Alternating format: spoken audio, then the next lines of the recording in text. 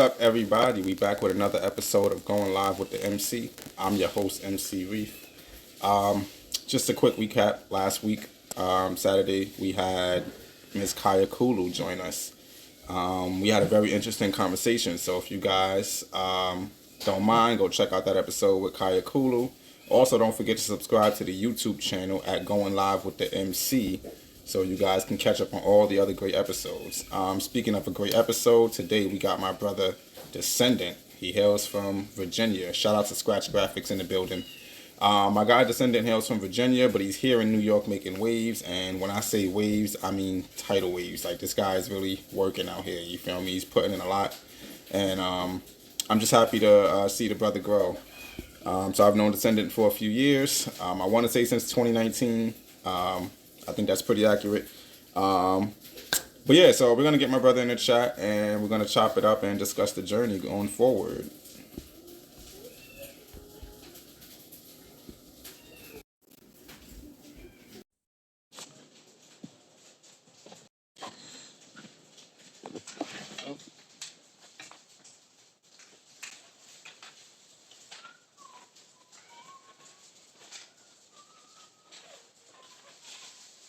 Yo, yo, What's good, my brother?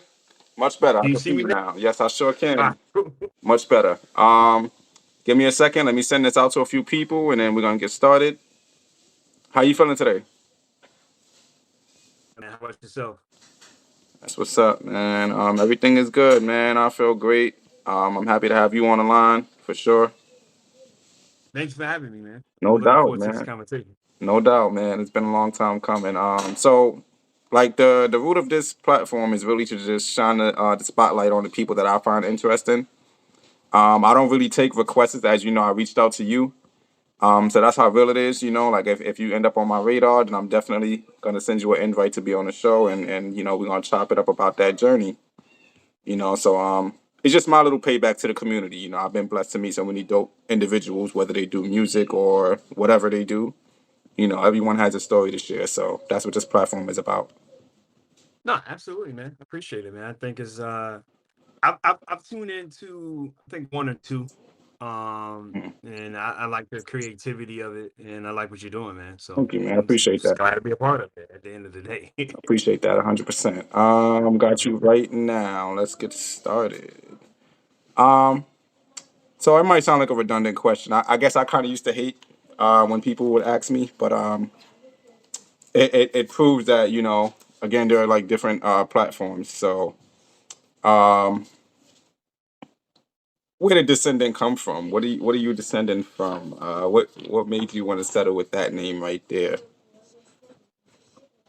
um, just looking up my government name, and I'm just trying to find something deeper, that's not full of gimmicks, Got it. you know what I'm saying, or corny or anything of that Facts. nature. So I when I looked up my government name, the first thing said Village Watcher, and I was like, I'm of course I'm not calling myself Village Watcher. That's just not going down. Uh, so the second one was it said something about descendant, like lineage. Right. And I was just like, you know what, that this sticks more, this sounds more like me, or at least the quest that I'm on. Right. You know what I mean? So I was just like, it stuck with me. I feel that. I feel that. Well, it does suit you, man, for real. You know how sometimes And people have a name and you be like, "Yo, where did they?" Yeah, but nah, it actually wait, suits where they you. where they get that from? Yeah, like it actually suits you though. Like the music you make, everything about your journey that I've seen so far, definitely, it fits the name. So great job with that. Appreciate you, bro. Um, you hail from Virginia, um, Newsport, if I remember. Newport News, Virginia. Yeah, Okay, okay, cool. So, tongue twisted. huh? Has a tongue twisted because it's Newport News. Two Yeah, newses in it, but yeah. yeah, facts. So what inspired you to make that big leap from over there? Because I've actually met a few artists from VA, and they seem to have like a huge wave over there. So I know it can't be like a lack of resources out there. But what really inspired It is you? a lack of Yeah, resources. Yes, Damn, it's that's definitely like a different. resources out there. Don't get me wrong. There are a few artists who are able to do so, but Mm, there is not a big music scene as it should be, okay. because of course, there's a lot of talent.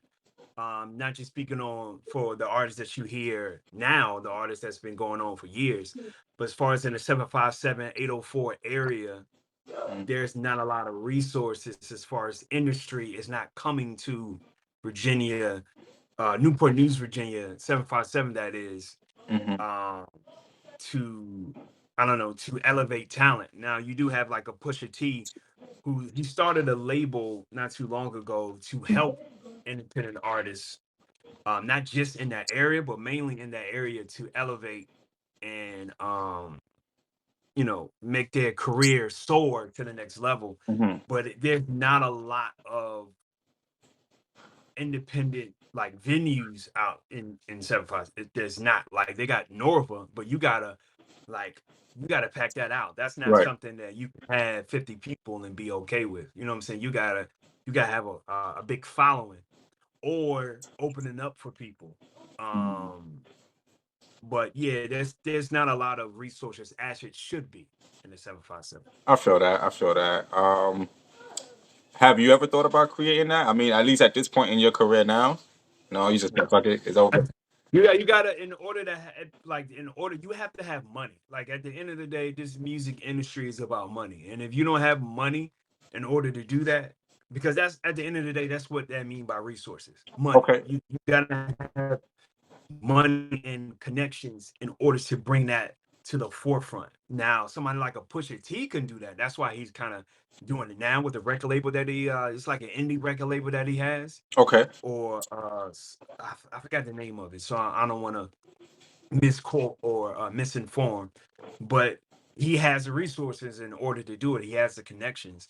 Somebody like me, who's an independent artist, Okay. Okay. like, I don't have the resources for that. I can hear you back there. All right. Yeah. Cool. I mean, there's nothing wrong with that, by the way. I just thought it was an interesting thing to ask. Oh no, it's nothing wrong with that. It's just that takes time and effort. Not to say it's impossible, but even talking to some of the artists that I know in that area, 757 area, it's a lot of dope talent there. But as far as resources, it's just you gotta get, and I learned that early on in my career. Nice. Real quick, shout out to everybody that's tuning in. Shout out to Miss Kaya Kulu. We just had her here on Saturday. She's a dope artist. If you don't know Yo, about her, I um, saw her randomly a few months ago. I forgot where I was. I was heading to a show, and I bumped into her randomly on the street. But shout out to her. yeah, she's super dope. So yeah, if you guys have any questions, there's a question mark at the Yes, bottom of your screen. Please use that.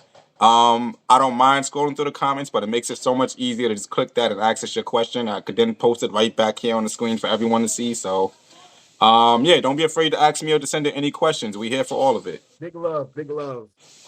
Yes, Send it, hair. gang. That's a Somebody just fact. I said love it how in we the all connected, man. That's really dope. Hair Wave Music Group. Thank you. That's the name of Pusha T's label Okay, that he had. airwave. Got it. That's fire. Yeah, yeah, yeah. Oh, shout out to I know Bob, somebody Bob who he Maladio. collaborated with on that label as well. That's from the 757 area. So Mm, cool fact. okay, okay, okay, cool. So first off, I just want to say, congratulations on everything, that's been happening lately for you. I've been seeing you putting in the work, and I couldn't be more proud, because my biggest thing is that artists don't put in the work, they just release a song like, oh, no one supports me, no one's, and it's just like, but then I see artists like you every day consistently working Monday through Sunday. So, shout out to you for that. Thank you, Um, brother. Appreciate you. Shout what out to my sis. I see you in the chat. What up? Nice, nice. So what was the moment for you that clicked where you was like, you know what, I know exactly what I need to do, and you just went on your run.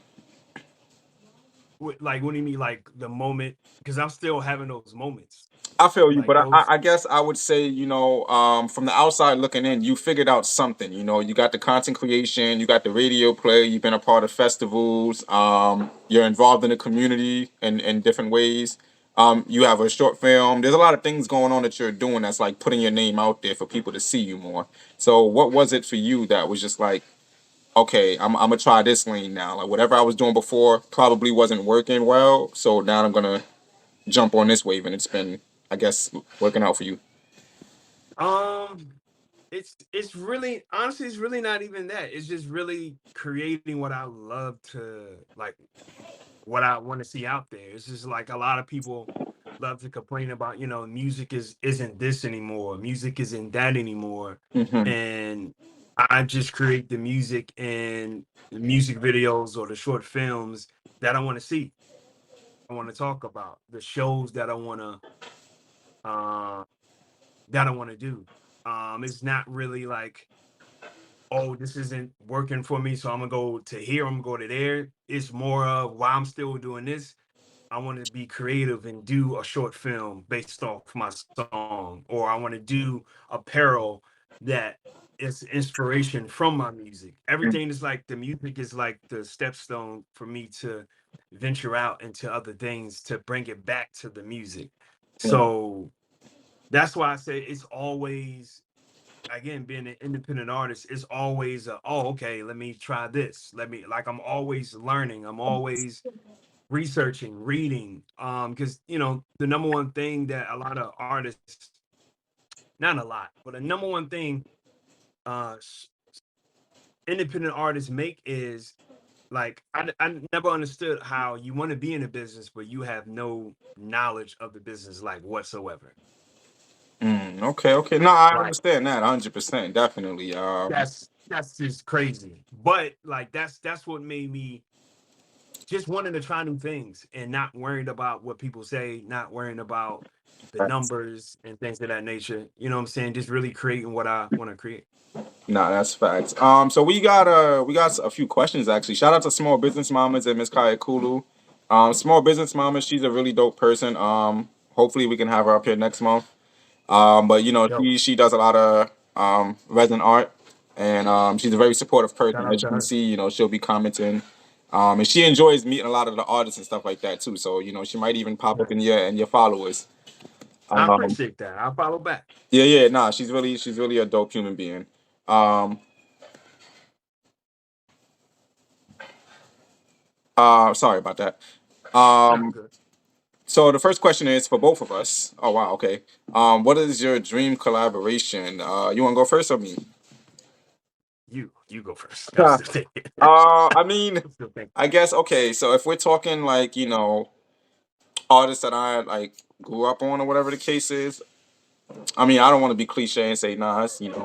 Nas is cool. I would love to have a collab with him, but I think Denzel Curry is someone that's very interesting to me. I would love to collab with Denzel Curry. But if we're talking like independent or somebody in the community or whatever, um, that's a little bit tougher. I'm not gonna lie.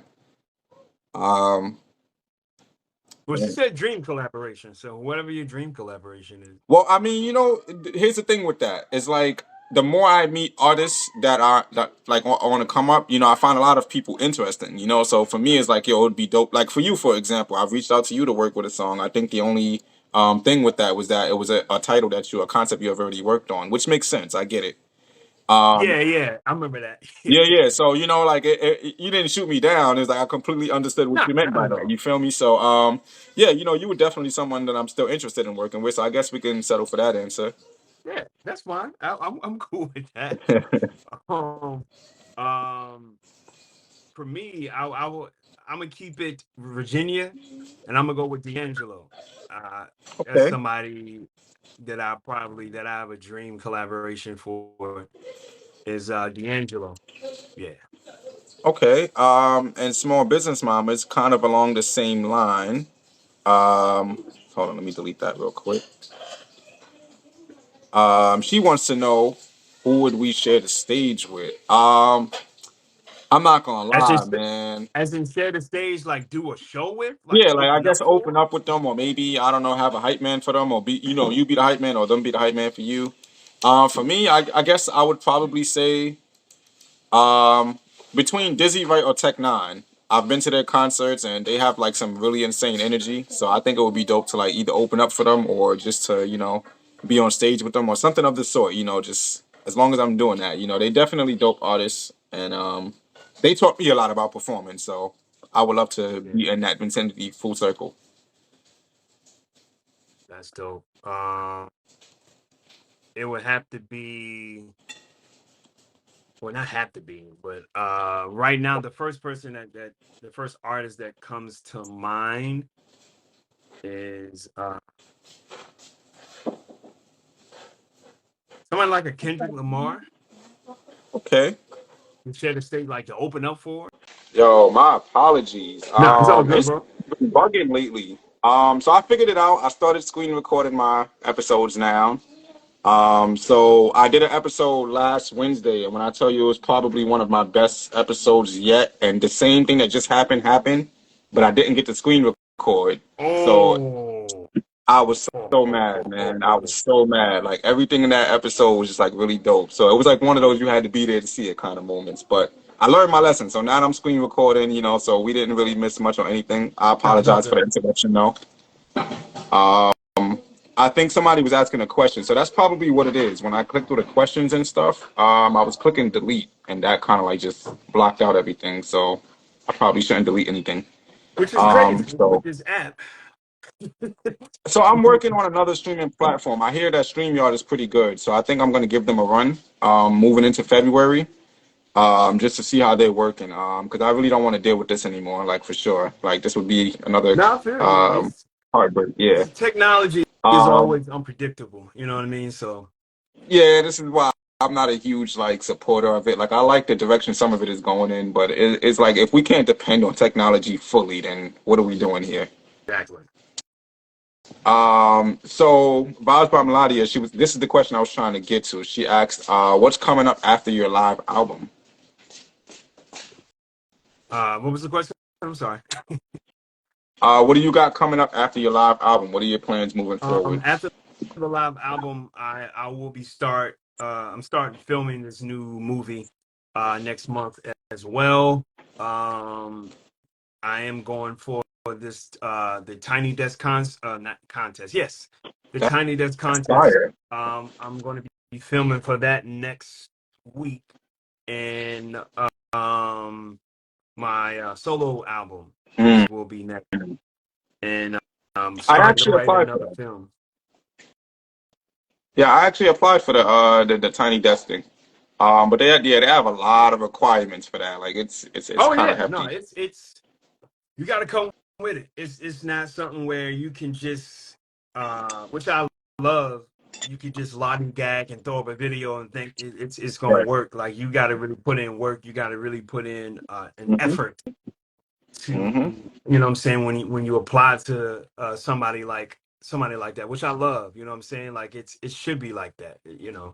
Um, quality, not over quantity. So 100%. And I agree. I don't think they've missed yet as far as like who they had up there. So not at all.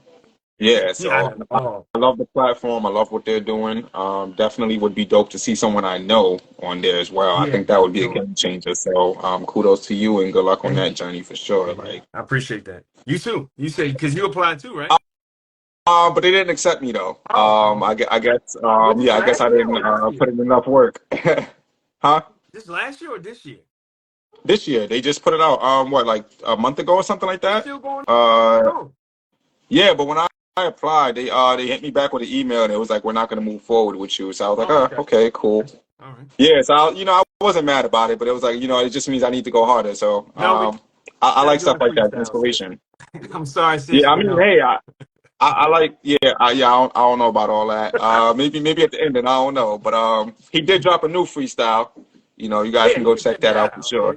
It's called Greater Than Self. You can check that out. That's for free. Free download, music video, all that good stuff is out now. You can check that out. That's dope. That's dope. Speaking of the music, when you like you just mentioned music video, was that like a self-made video? Like, did you like kind of Yeah, I did that DIY that myself. or? I Oh, just did nice, nice, that myself. nice. Yeah, just set it up. Everyone has the portable phone stand, set it up, edited it myself. Just something different.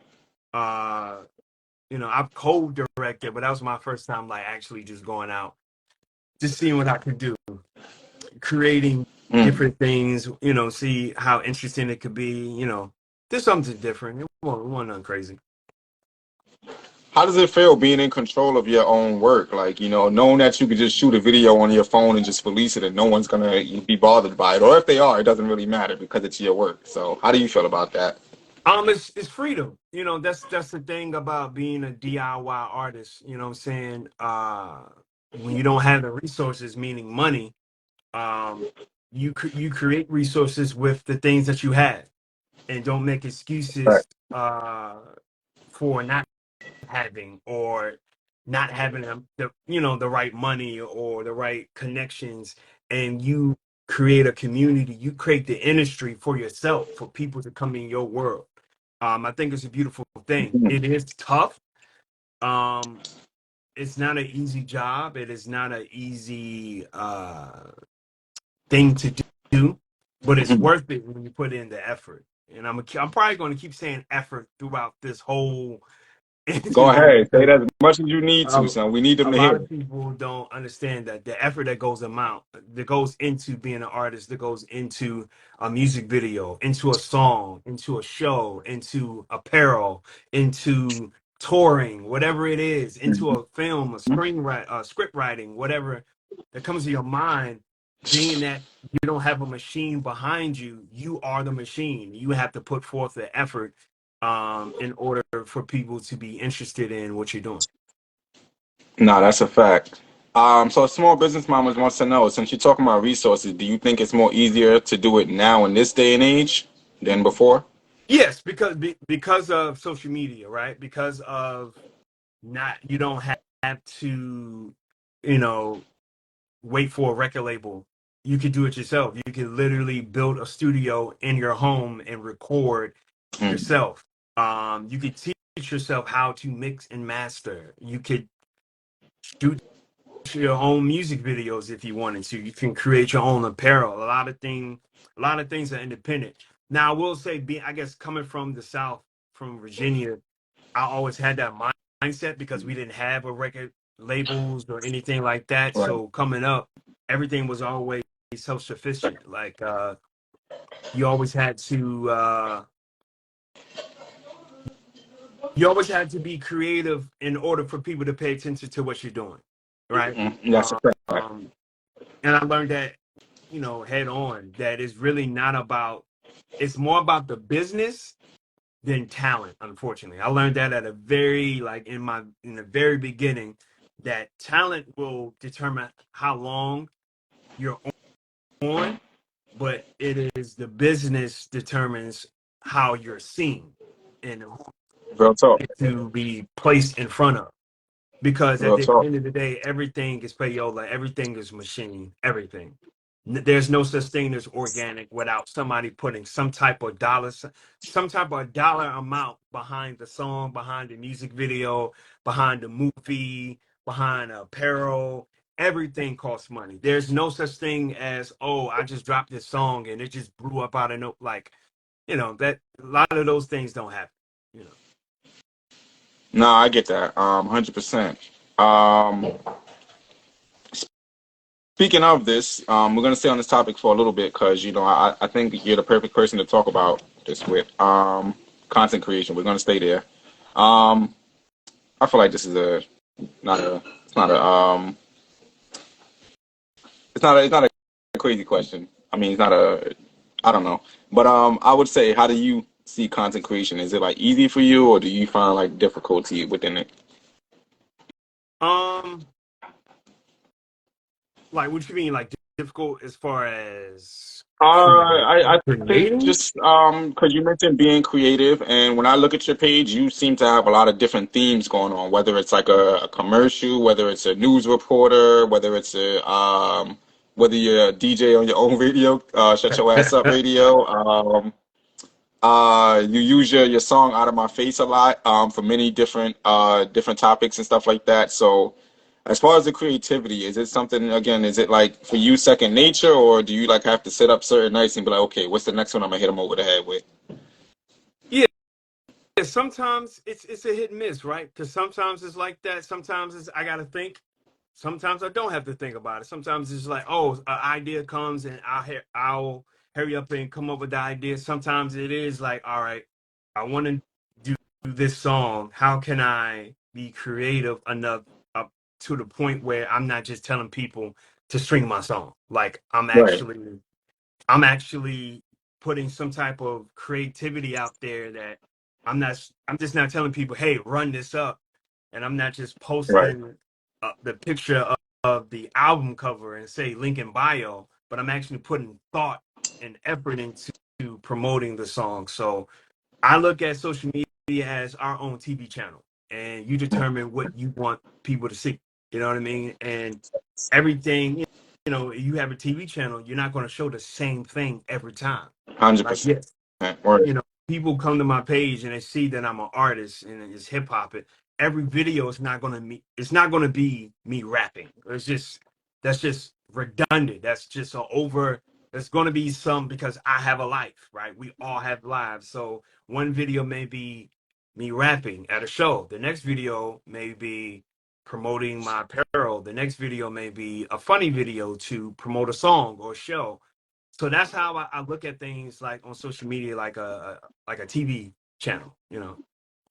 okay. And I see that you post pretty frequent. You know, it's some for me personally, I don't know. I don't think I have like a frequency to it. For me, it's like once I come up with it, I'll post it or whatever I know that I got going on, I'll post it. But for you, it's almost like I want to say maybe twice a week or so. I could be wrong, but I guess depending on what you got going on. Yeah, The question to that would be like, how did you get the hang of it? Because you know you still have to battle your old posts. Like you don't want to block out the visibility of that. Then you have some people with this attention span, and then you have some people who just don't engage with it. Like they see it and they'll just drop like a fire emoji or something like that. So, and you know that kind of kills the engagement as well too. So, how did you, I guess, figure it all out moving forward with it? I haven't figured it out, bro. Like Now, I mean, there's all right. So going. let me not say figured it out. Let me not say that. But how do you keep your work consistent, your work ethic consistent, like moving forward with like just posting content despite Um, these it, hurdles? it's for me. This may sound. I create like no one cares. Because Okay. in reality, no one cares. Facts. To be very frank with you, not to be on some like but social media, nobody is paying it, like barely nobody's paying attention. Nobody cares. So you have to, as an artist, I'm like, I have to create something that make people care, that make people stop scrolling and pay attention to what I have to do. Yes, that is going to be a very small number compared to my followers or compared to whatever the timeline is, because you also have to think about these platforms are not meant for us. They Mm-hmm. don't care about us going viral. Everything now with social media is ads. So if I'm a business that's ad driven and MC Reef got this new music video that he's promoting, but he's not paying me ads about it, I'm definitely going to bury the content as much as possible so I can Mm-hmm. get this money on these ads. You know what I'm saying? Like it's just is what it is. And even when you read, for instance, when you read an Instagram, like their rules on how to engage people, you never hear them say, "Oh, if you're an artist, you want to do this." It's it's never that. It's always something to get the people to stay on the app. The moment you ask somebody to get off the app, is that's where it becomes complicated, and that's where it's a gray area because they want you on this app to keep selling you ads. So the moment That's you it. say link in bio, the moment you say, oh, it's on this website, the moment you say, if you don't have a following like that, it's a wrap Right. for the most part. Now, I the agree. people who rock with you are going to rock with you no matter what. And again, that's always starting out is always going to be a small number. So I'm creating for the people who actually care, who actually Right. come to my shows, who actually, I think too many times artists, we focus on the casuals too much. We Facts. look at the person who's just giving us fire emojis and like, yo, why didn't I come to a show? Or we look at the person who just likes it or who just views all of your stories but never say anything like, oh my God, why they not engaging? Yeah, because they really don't rock with you. Like they just really don't rock with what you do. They're really not in tune like that. They're just scrolling. A lot of times people are mindlessly scrolling on these apps. It has 100%. nothing to do with, oh, this guy can't rap or they can't sing or this person can't dance. It's really them on the app scrolling. And if so happen they look at something they like, they may like it. And if it's something like they may comment, like actual comment words, not just emojis. But too many times it's like on these streaming platforms, we're looking for we're chasing the casuals and we're forgetting the people who actually rock with us because it Right. may be a small number, because it's not the 10,000 followers that we have, and maybe it's 50 or maybe it's 100. We Hmm. looking at it like, that ain't enough. So I'm gonna chase this casual person who's just putting fire emojis under everything I do, and it's just like it's not making any sense. I know this is a long-winded question. I mean, No, no, answer, no. Go for it. Go but for it, bro. I love that it's you're dropping it all there. Like, go ahead. it's That's what this the is for. truth, man. Like I really create like nobody cares because at the end of the day, they don't. They and you can tell how people don't care because of their actions, not what they say. I They may say they feel that. want this type of songs or this type of music, and there's music out there like that, but you never see them engage with it. You never see them broadcast it. It's always the same thing. You know Real what I mean? Like for talk. instance, I'll take I'll give you an example, right? Every day, and I'm not trying to be funny. This is not a braggadocious. This is quite annoying. But every day I get about 15 or 20 DMs every day. Like every day. Like when I wake up and whenever I get on my app, and it's always somebody either asking for a favor or a bunch of content from other people. Like Mm, but it's never has to do with anything I got going on. And it right. came to a point where I had to ignore it because and not, because most people would like take it personal, like, but I'm like, yo, they don't really rock with you like that. You know what I mean? So it it it is what it is, but I can't waste time on things that just don't matter. You know what I mean? Like 100%. it's social media, so I never take it personal. I feel that. So I wanted to answer Chico. I don't know if he's still in here. And first off, I want to say, don't trip about long-winded answers because a lot of trust me, I've had a few guests on here who just one-word me all the time, and I'm just like, bro, like, Really, one no word? disrespect to them, no disrespect to them. I'll be wanting to shine the spotlight on them, like, because again, their audience don't know certain things. You know what I'm saying? So Yeah. the more that you're willing to like just throw it out there, go for it. You know what I'm saying? That's what this platform is for. I'm giving you the space. So to answer Chico, he said, "Isn't an emoji engaging?" Yes and no. I'm gonna say yes because at some point, I guess when people see that you comment on something, especially if they know you as a person who commented on it, now they're gonna be like, okay, it's validated because Chico commented on it. So boom. That's why I would say yes. No, because it takes away from the appreciation of what you're posting. So like I could have spent like a whole 4 days working on this one piece of content that I thought was just so funny yet so informative and whatever the case is, and then you just drop a crying emoji, a crying laughing. It's like, okay, well, what was funny about it? What did you catch out of that? Or kind of thing. So what I learned is that a lot of times, yes, it is for the algorithm. No, no, no, it's not for the algorithm, so No, to it's speak. not. It's not. It's Um, emojis has, if anything, they look at emojis like, unless, again, unless you have that type of following, it doesn't matter. Like if you're somebody Right. like a Jim Jones, emoji's not going. It's Jim Jones. You know what I'm saying? He already before social media was social media. He was already that dude. So it may Right. not matter. But for Right. somebody like us, if there's just a fire emojis and that's just really not engagement. They don't social media as far as Instagram and they don't look at that as engagement. They look at Right. actual comments as engagement, like you're having a conversation. You can't really have a conversation with fire emojis. You know what I'm saying? That's one of the Right. reasons why if you look at a lot of influencers or people who who have a large following, when people do have the emojis, they'll comment with a most of them will comment with a actual sentence Right. to get you to Right. say something, to get you to engage. Right. So this is why I don't play these games on social media because it's like they really move the goalposts on this Right. stuff. So if And to you're not further, actually sorry. commenting, if you're not actually saying words, complete sentences, they're not looking at it as engagement. Right. And to answer your other question, Chico, engagement is communication. The feel it's communicating the feeling from the audience perspective. Yes. So ultimately, again, it's kind of like, okay, if I posted this content, right, that I thought was just so funny and cool yet informative, there was something you could learn from there as well as laugh at. You know, people like when you post like mediocre content, like let's just say for example the Jake Paul and Mike Tyson fight.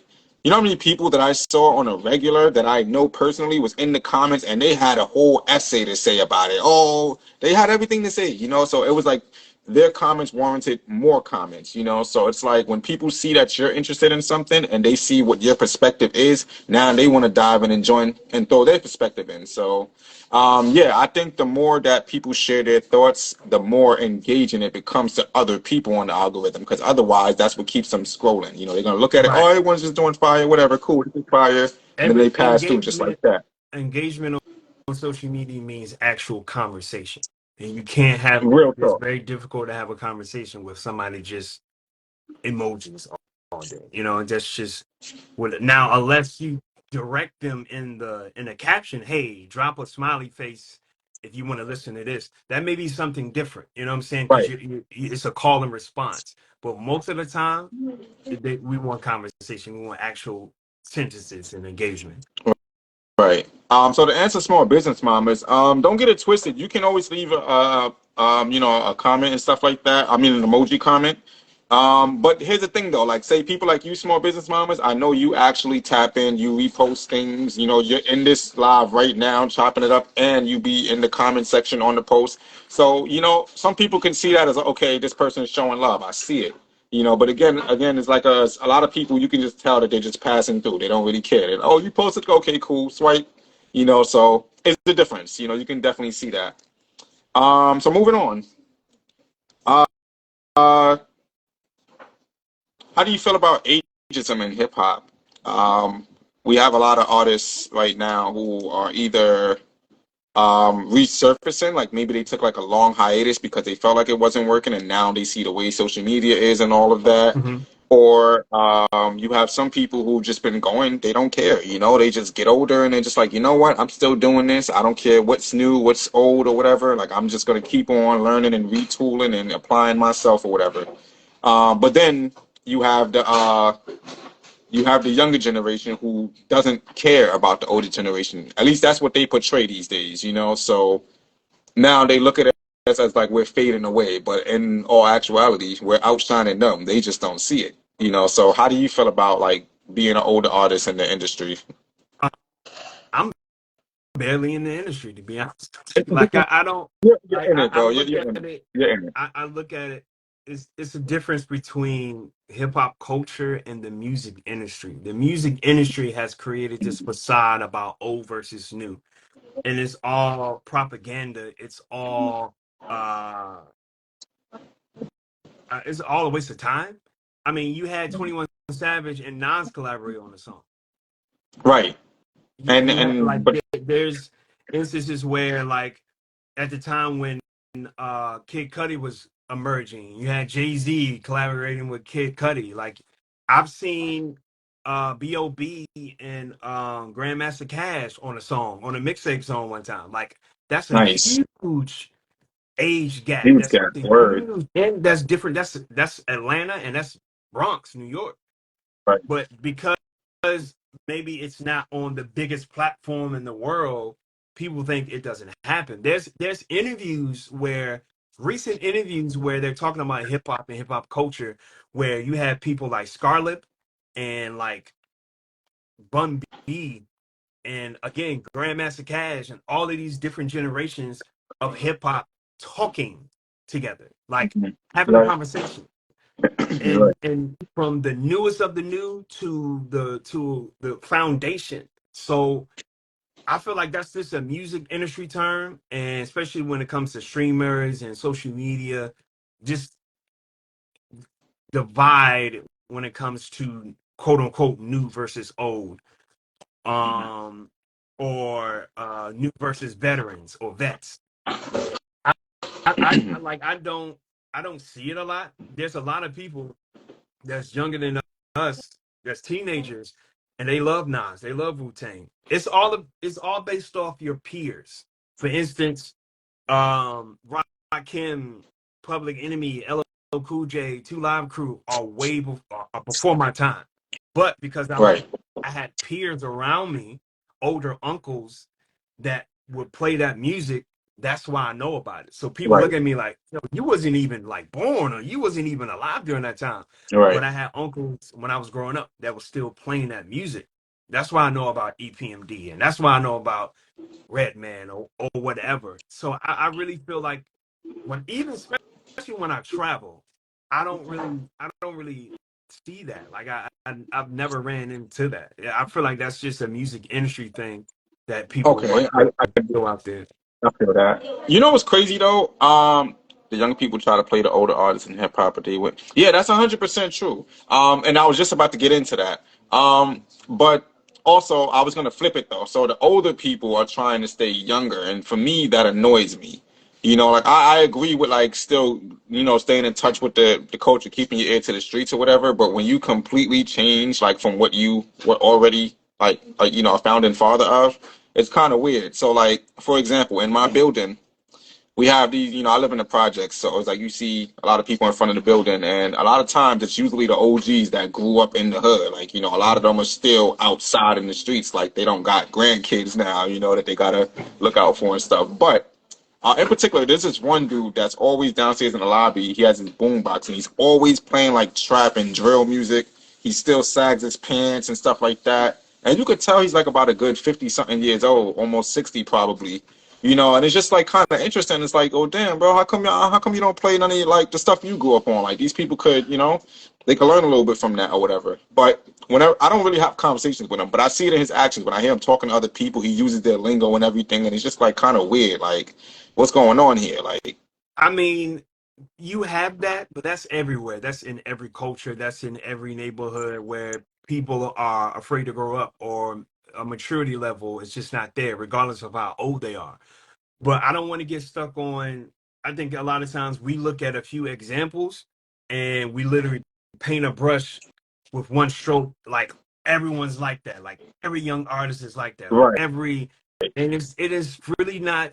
I honestly really think it's how they grew up and who taught what they were listening real to, talk. how they grew up. You can't get mad at a young person if they're from Long Beach, California, and they say Doggy Style is not their favorite album, and you look at them like, Mhm.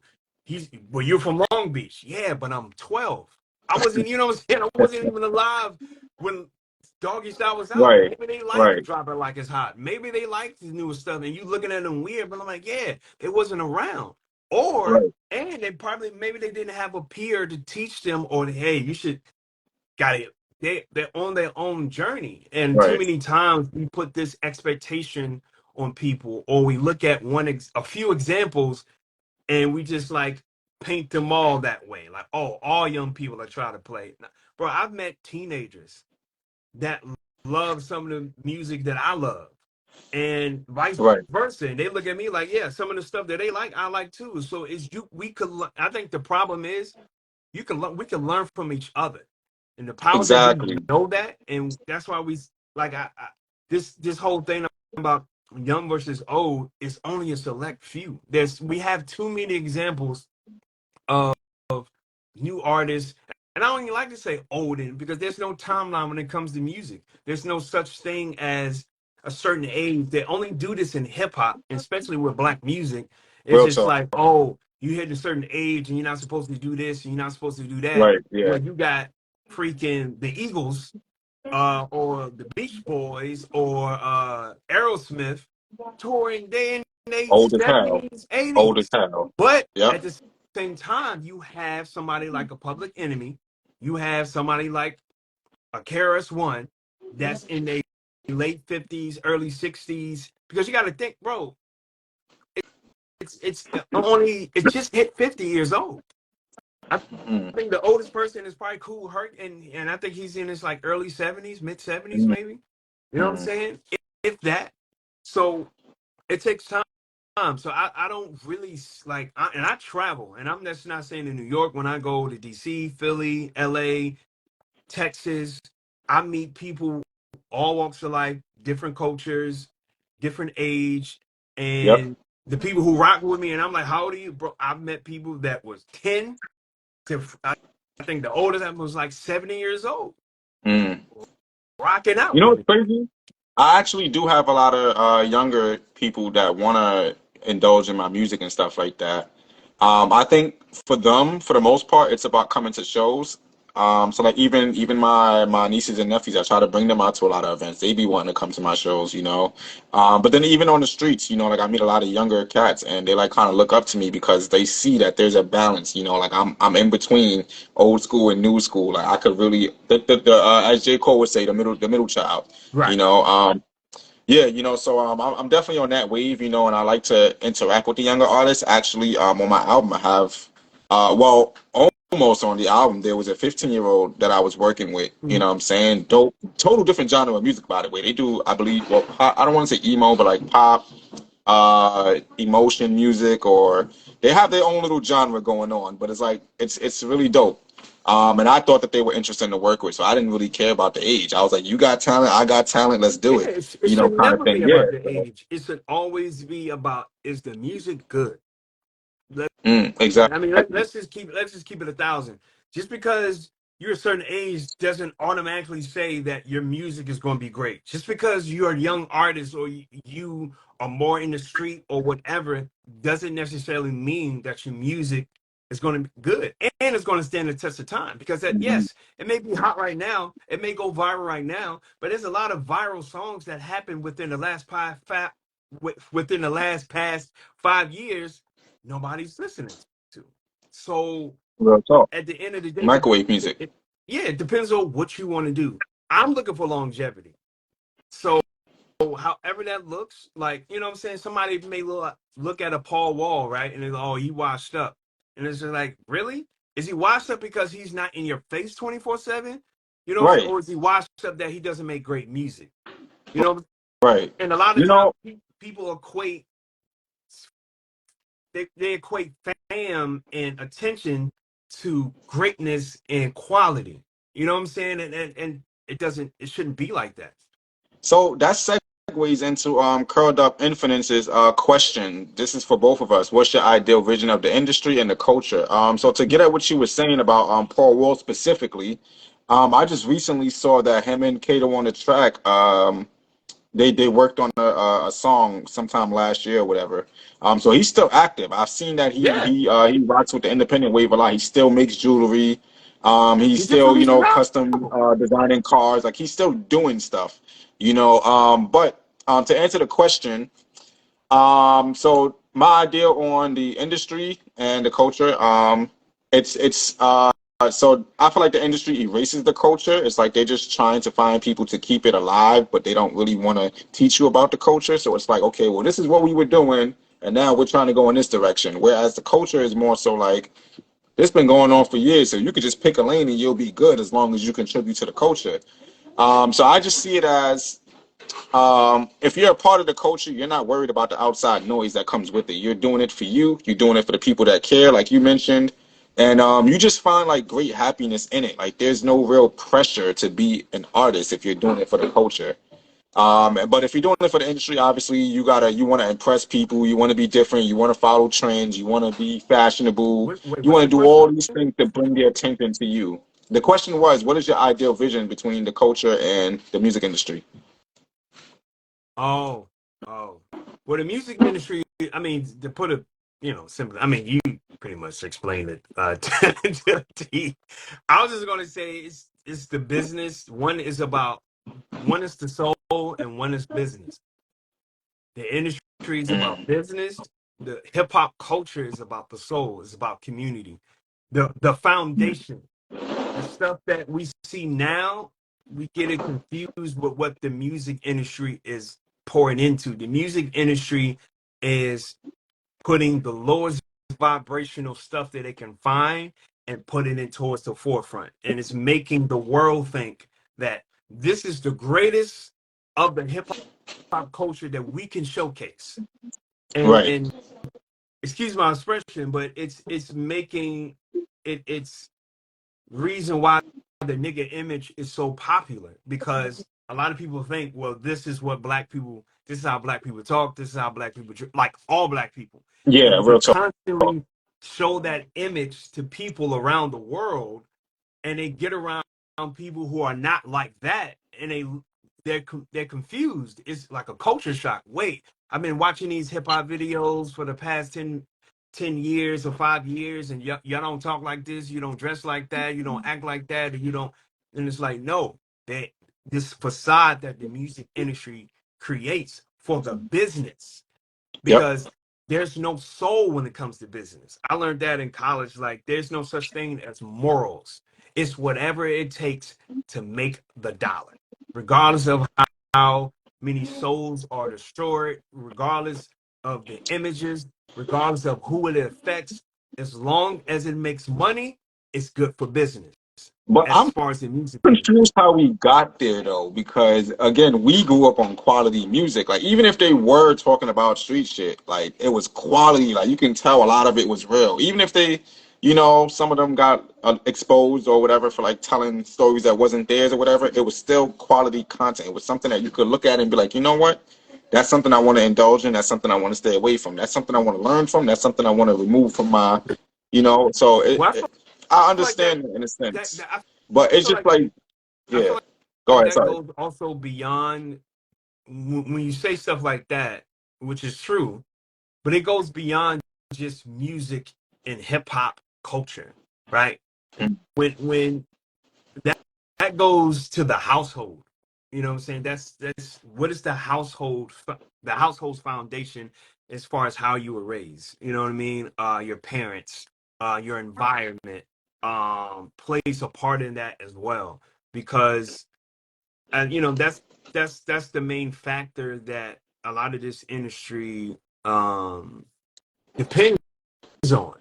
Kids, Hmm. like a lot of the stuff, they're literally promoting it to children, and we wonder why the youth is quote unquote the way they are. And it's just like the youth is nothing but a reflection what the previous generation did or did not teach them. You know what I'm saying? Hmm. And that's verbally That or second part. via in through our actions. And through our actions, we've been telling the youth, this is the way to go if you want attention, if you want access. So what do you think the youth is going to do? They're going to follow suit. You know what I mean? So when it comes to that, it really depends on the household, and that's a another topic for another day. But that's just as important as the music, because the music is the most. I believe the music is the most powerful weapon on the planet Earth. There's no weapon more powerful than music, in my opinion. That's a fact. 100%. I agree with you. So moving forward, I've noticed you've been doing a lot on the radio play side. You've been getting a lot of features and stuff like that on radio stations. But going back to you mentioned Public Enemy. So you have Chuck D, who's been showing you a lot of love and support for a few years now. Yeah. Talk about that connection. How did you guys get connected, and you know what do you think? Not what do you think, but what exactly did you do to, like, I guess, strike the nerve for him to be like, you know what, this is somebody to keep my eyes on? Oh, well, it goes back to, I mean, consistency. Just college radio, independent radio. Shout out to, I think my man Dirty Fingers is still in here. Yeah, he's there. From Funk Nation. He has a Nice, radio station out in the Poconos in Pennsylvania. nice. That I've met, but it all started with me, especially living in going to school in North Carolina and then living in North Carolina. North Carolina Mm. has one of, I feel like, the best cities for colleges. And let's keep it real. In order to get on these major stations and consistently be on there, you have to have like almost a quarter, $500,000 damn near, just to push one song. And that's if it works. That's not a guarantee Yep, that it's going to work. That's yep, not a that's guarantee it's facts. going to continue to play. Right. So I would literally started my career with college radio stations, even back in Virginia, like Norfolk State college radio station, Hampton University college radio station, to just try to get on. So that was always my foundation.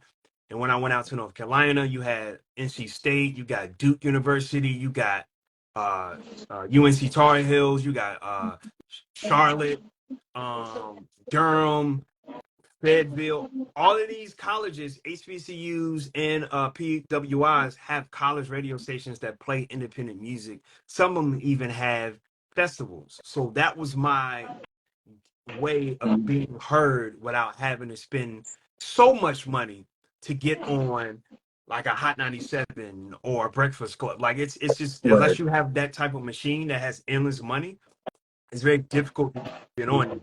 So that was my like beginning of being heard through the airwaves. Even when it Mm. came to independent radio, and like I was able to be heard in Paris, and I have fans in Paris, and that was Dope. my way of being heard even before social media. Like before I had a lot of followers on social media, I was able to be heard on in Paris, France. I met a Mm. fan that heard my music on the radio in Australia. I met a fan out here in New Nice. York. Like it's and I even met fans from Sway in the Morning when I song of mine played in Sway in the Morning, Nice. and it's worldwide. So a fan that was trying to meet, like, yo, I've been looking for you all this time, and I finally found you on social media. I heard you on Sway in the Morning, and became a fan. So just me again, consistently with the effort of reaching out to people. Now, the Chuck D situation came through Twitter again because I'm always consistent, putting my best foot forward, regardless of who sees what.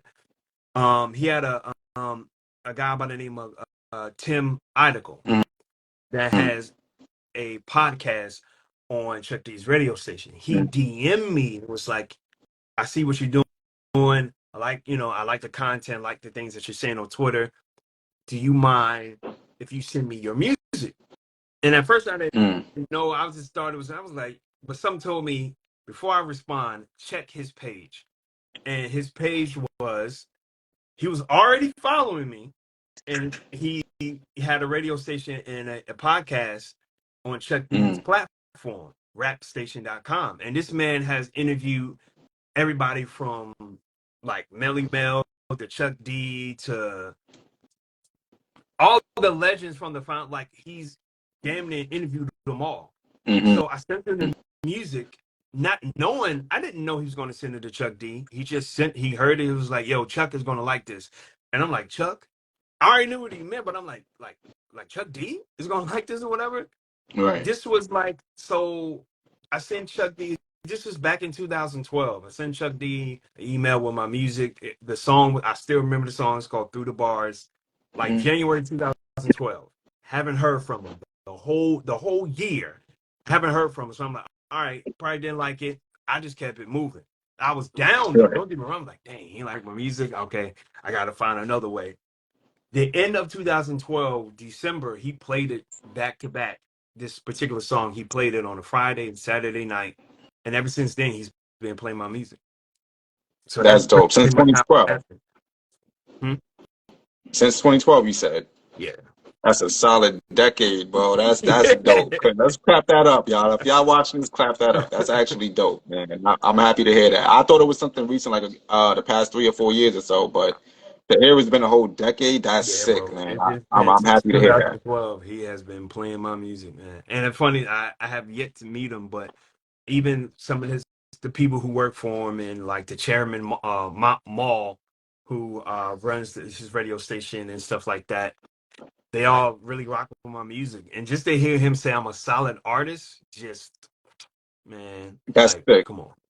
Yeah, That's great. It's always good to have a cosign from one of the OGs, like somebody that you really, whether you look up to them or not, just someone that held like such a dope status in the game. Like it's like, yo, exactly. that's sick, man. Like so, that's The sick, man. I'm proud of you for man that. shouted me out on so many, like he shouted me. He was getting interviewed on IG Live, as a matter of fact. This was a few years ago. I think around the pandemic. He's being interviewed by Fat Joe, and he just randomly shot my name out on Fat Joe's platform. He didn't have to do that. Mm, Like, I'm sick. not. This is not something that I'm paying him to do. I didn't pay him to do Right. this. I didn't pay him to do that. It's a genuine thing. When I've yet to they meet love the you, they love man. you. Like, you know what I mean? Like that's just a dope thing that I can stick my chest out. I'm just like, yo, even if it's not your favorite rapper, favorite rapper respects this person. You know what I mean? Like, Mhm. come on. Real talk. No, that's actually dope. So you mentioned music festivals, doing intimate shows as well too. So I would like to cite So Far Sounds. You've done the Den Music Fest. Don't worry, my information is not 100% accurate. I just know some of the things that I've saw. No, Um, it's all good. so what are you like? What are the benefits of performing on the platforms like that where they solely focus on the artists? It's more so like, okay, even if we can't get 1,000 people in the crowd, we brought 50 people that really like what we do, and we feel like they will like you too. Like say So Far, for example. Every time I see a So Far song, I've been to a few myself, whether it was for you or different Yeah, you artists. pulled up to a few of them. Yeah, a lot of times it's usually like 40 to 50 people in the room, but they're all like in tune. A lot of times they sitting on the floor, everyone's connected, or if they're not on the floor, it's like in some sort of a nice setting to where everyone can just relax and pay attention to what's going on. Um, Even for festivals, I think that one's a little bit more tricky because sometimes you have like kids in the crowd and stuff like that. So you kind of, no matter what type of music you make, you still kind of got to figure out how to engage the kids, something like that. So talk about like how that's been an instrument in your success lately. Um, well, for me, I I look at everything as an event, right? Some A platform like a So Far Sounds already has an in-house audience that wants to see. First, it's just very unheard of, but they want to see independent artists. They're there to hear you. They're there to hear new music. They're there to see new artists and get connected and be put on, right? So all you have to do is just show up for the most part and deliver. Now, Hmm. for me, being at who I am, I'll still promote the show because you just never know who else will be Exactly. interested in an atmosphere like that, an intimate Exactly. atmosphere like that, right? So Exactly. they, although they don't make it mandatory for artists, but they encourage artists to, promote it, give you Right. discount codes where they can get discounts off tickets or Mhm. VIP lists or whatever it is. Even when it comes to music festivals, right? And you got to look at these music festivals that for the most part, are independent as well. You know what I'm saying? These are grassroots music festivals. So I don't have this cocky mindset of, oh, you book me, so I don't have to. No, I'm still gonna I go hate all artists out. like that, man. I hate artists like that. I'm still gonna promote it. I'm still going to uh personally invite people. I'm still going to put it on my website. I'm still going to tell people about it on my newsletter, on my social media. So you can't say that, yo, I didn't know the center was performing, because everywhere that I'm located, you're going to know, from my link tree to my social media to my website to my email list. Yep. It doesn't matter. You're going to know about it. And I just think that's important. And that's how a lot of times I got booked, because of my consistency, not only with the music, right? but the music is good. But on top of that, my business, I'm professional. I know how to promote, at least give an effort to promote. Like if I'm doing a show Thursday, depending on when I got booked, I'm going to make sure you know about it at least in advance time, to the point where you can't make an excuse to say, hey, this was last minute. I don't do that. You know what I'm saying? I give people time enough to know, hey, this is coming on this day.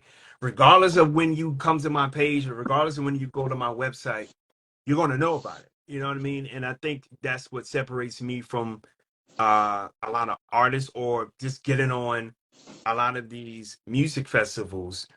I put myself out there. I'm not afraid to tell people what I do. I'm not ashamed of what I do. I'm not ashamed of my art. I'm not ashamed of my message. Any of that, like there's no room for that. That's a waste of time.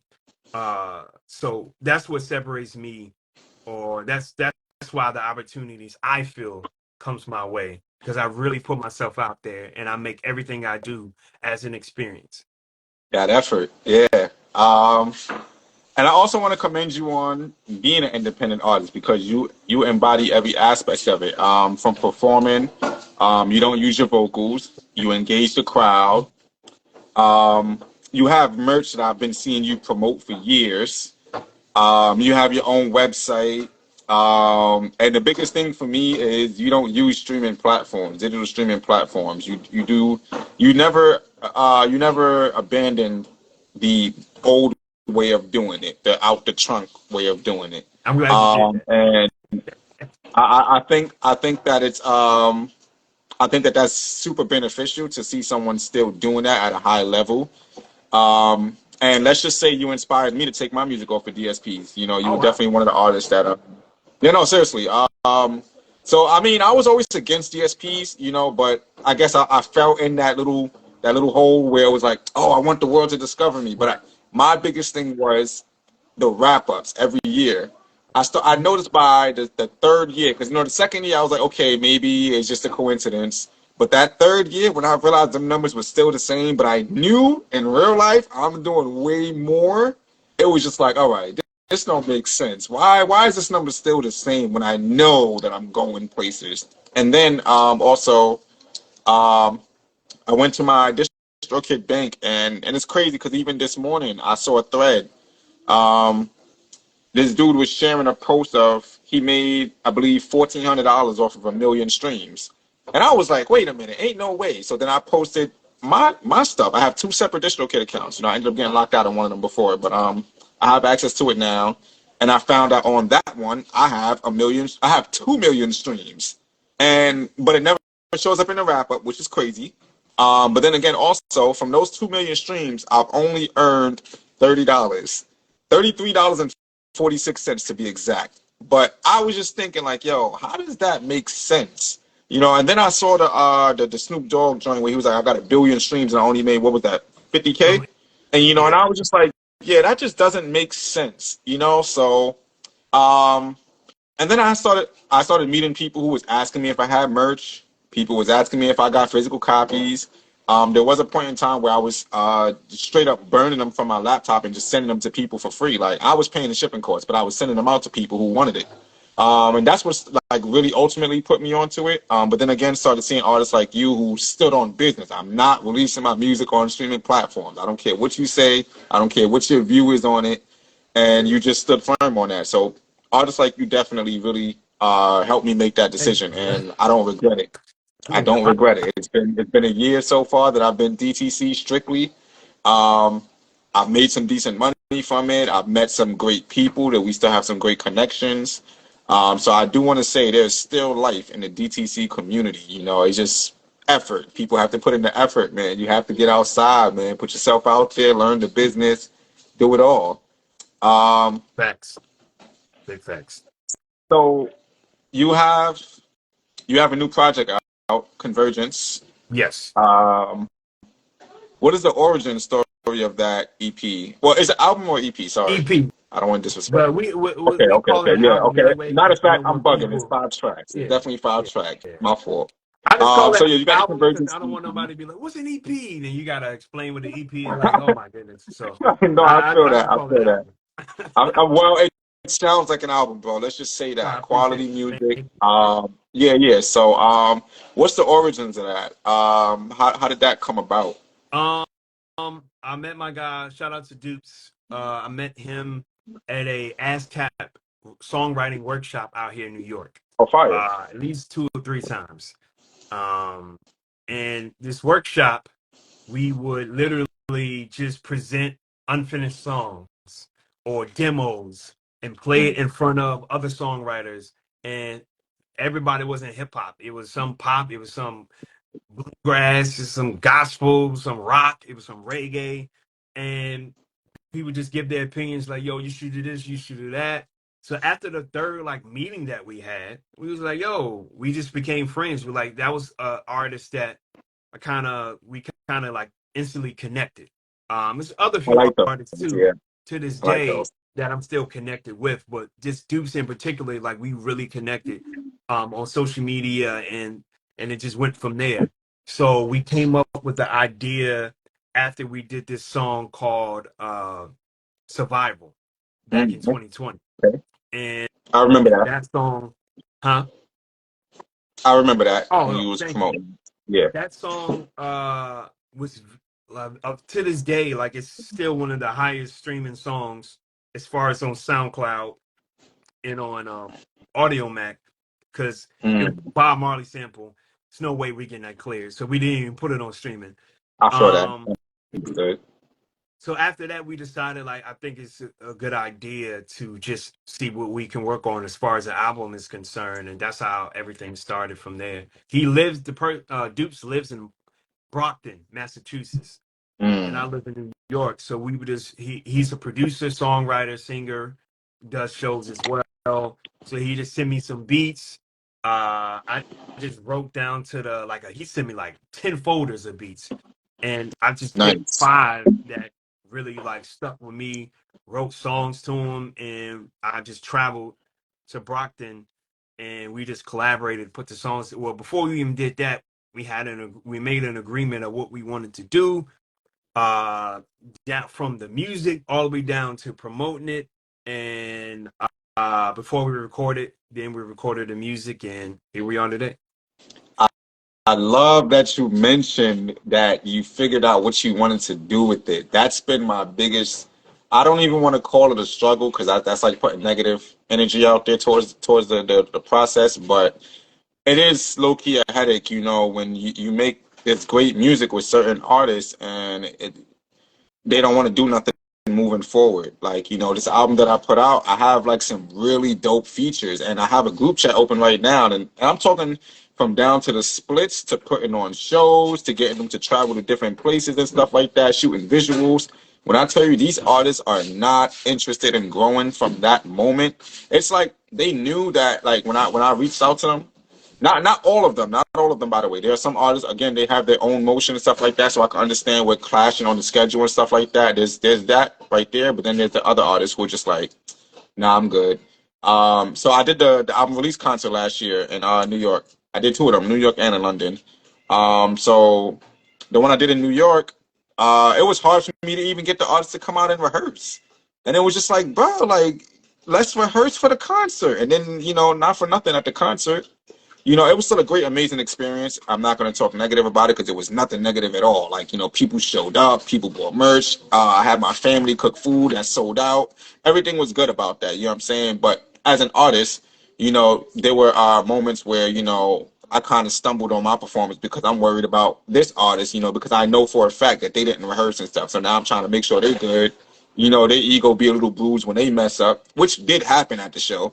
One of the artists didn't get their verse correct, and at the ending, it was a kind of like punch in the air, like, damn, I wish I could have. And it was like, well, I invited you, like, to not 1 but 2 rehearsals. We could have taken advantage of that. I've been trying to shoot visuals, stuff like that, and it's like they just don't see the importance in it, and it's just kind of like, bro, like, I'm going to keep it real with you without giving too much, without throwing anybody under the bus. go I'm for it. going to say this: a lot of times as independent artists, right? People are not honest with themselves. I truly Mm-hmm. believe deep down in my spirit, deep down in my heart, deep down in my soul, there are more people who are hobbyists more than artists. There's nothing wrong with that. The issue with that is they're not honest enough to themselves and to the people around them to say that. So they may present themselves as an artist and they want to do this and they profess that they want to go here, they want to do that. But when it's time to actually execute, they fail every time. It's almost like a self-sabotage. And when you do that, you mess around and you're also sabotaging other people who are involved in the music. I've seen this Mm-hmm. happen numerous of times, and I'm actually going through this right now. This is why I don't say I don't want to throw nobody under the bus. But the problem is people don't have work ethic at all. Fact. People just Facts. want to do what they want to do and expect people to know what they do just because they have talent. That doesn't exist. It never will exist. It never Yeah. ever happened. But people have this mindset and they're stuck in this mindset that because I know how to sing, because I know how to rap, because I know how to paint, because I'm a great spoken word artist, that I could just sit back and my talent will speak for myself. It doesn't work like that. You have to get up and you have to work your butt off every single day. The Real problem talk. is people don't want to put in the work at all. Real And talk. they'll Real make talk. agreements with you. They'll say, "Hey, yeah, I can do this and yeah, I can do that." But when it's time to execute, they fail, and they fail every single time. So instead of them being human enough to say, "Hey, I'm just a hobbyist. Hey, I don't want to do this work. Hey, I don't think I'm cut out. I don't think I'm ready." They go along with it anyway, and they drag you in it. Now you put out a project or you put out whatever, you put out money into it. That's just how it is. That's another thing that's a part of the industry. And unfortunately, it's a lot of people on this social media app. This is why social media has become a dangerous place, because it put the hobbyist and the true artist that's really trying to do this for a living at the same level, and it's not. And it's not like that. You know what I Exactly. mean? You can't tell the difference because they're both posing as if they want this for real, and they don't. And don't get me wrong, I understand certain people, like, this is a hard business. It is tough. It's nothing glamorous about being an independent artist besides sharing your art. But this is a tough business that um you really got to work hard for it. And I feel when people see that, instead of them backing out and just trying something new or just saying, "Hey, I'm just going to do this for the love," or and they're not going to do that. This happens Right. all around this is not a New York thing. This is not a down south thing or West Coast or London. This is all around the world. There are people Yep. like that. Not just even Yep. with music, with anything, period. People will come on this app and they'll show their highlights and they'll profess like, "Yo, yeah, I want to be an artist, I want to tour, and I want to do this." But behind closed doors, they ain't doing nothing. They're not even working towards it. They'll give excuses to the day they die of why they can't do this or why they can't do that Exactly. for 100%. themselves. A So hundred if they percent. if they're gonna do that for themselves, what makes you think they're gonna change for somebody like like us? It actually scares them. Yeah, Yeah. because that means, When they oh, see I people. gotta work. Yeah. Now I gotta, like, all the fronting that I was doing, I gotta really show and prove now. Oh, I can't just Yeah. post about it and I can't just make an excuse that I'm not a social media person. I gotta really post and I Oh gotta really, man, man. like, That's it's my just biggest one right there. That's my biggest pet peeve. Where they're like, "Oh, well, I'm not into social media. Neither am I, but I'm learning how to use it. Like I've learned how to use it to my advantage." So, yeah, people I get feel like yeah, offended. people just don't want to do the work. Artists get offended, but I ask them, okay, cool. So do you really want to do this, or is this just something you're doing for fun? Mm, And don't get me, like, people get offended, but I'm like, no, it's the truth. If you're just doing this for fun, that lets me know where you stand. So that lets me also know how to go Hmm. about this relationship. And when it comes to, if I have an idea, if I want to do a show, if I want to do a tour, if I want to do a music video, you're really not interested. You're just cool with you and the people that you know about the song. I'm not on that time, Right. like I literally had people want to make business decisions off their lack of effort. You expect for me Mm. to invest hundreds, if not thousands of dollars to do a show in your area and you don't know nobody? You Right. have no groundwork or no anything, but Right. you want me to invest 700, 1,000, 1,200, $1,500 into getting a venue where you live and you don't know nobody? You like, but people's mindsets when it comes to business, it goes back to what I was saying earlier. It doesn't make any sense to want to be involved in the industry and you don't have any urgency to learn about the Yeah. business. You just want to be in the business, and that's how you get taken advantage of. That's how your business gets screwed. Real talk. And it's funny you say that as well too. I remember not, I was doing a show last year at it was at a theater off Broadway, Marjorie Dean Theater. Um, I performed in the theater before, but it was more like for comedy. I was just the only music act there. So this was like a full on production created for the arts. So it was my first time being off Broadway in a nice sized theater. I'm not gonna lie, I definitely had a moment there. It was a great show. I enjoyed it. A lot of people came out, but the key thing was um, we had to charge $50 for the tickets. And for me, I was on that wave. I was like, you know what? Somebody gonna pay for this motherfucker. But then, we would have group chats, not to throw anyone under the bus. We would have group chats with a lot of with the artists and stuff like that and see how we're feeling every week leading up to the show. How many people have we reached out to and stuff like that. And there was always this one artist in there and it was just like, I don't know who's gonna pay $50 for the ticket. I don't know, man. I don't know if they're gonna come out and see me. And it's just like, well, did you try? And they were like, well, I don't know who to ask. And it's like, well, bro, just ask. Like, it's all about getting started. And not for nothing, people were buying the all day pass, which was $100. When I asked people to pop out, some of them bought the all day pass, and I was like, oh, that's fine. I was asking for general admission, but you showed me that you really want to Right. be there, like. So it's just things like that. Just really putting yourself out there in Front Street and not worrying about who's not going to support. It's all Exactly. about just putting yourself out there. Just do it. Yeah, just putting yourself out there, and again, the right people will show up. Again, too many times we look at, again, numbers and views as that will equal to quality or equal to support. Hmm. I know for a fact, I know people who have thousands, if not thousands, of monthly listeners, but if they have a show tomorrow, they can't even bring 10 people. If you got thousands and hundreds of thousands of streams, but you have no way to connect to none of those people who stream your music, right? Real talk. And we always put emphasis on numbers, but that doesn't necessarily mean success, because anybody can sit and lay in a bed all day and stream a song. It's Real your shit. phone. It's easy to do. You can roll over and listen to any song you would like, you know. Hmm.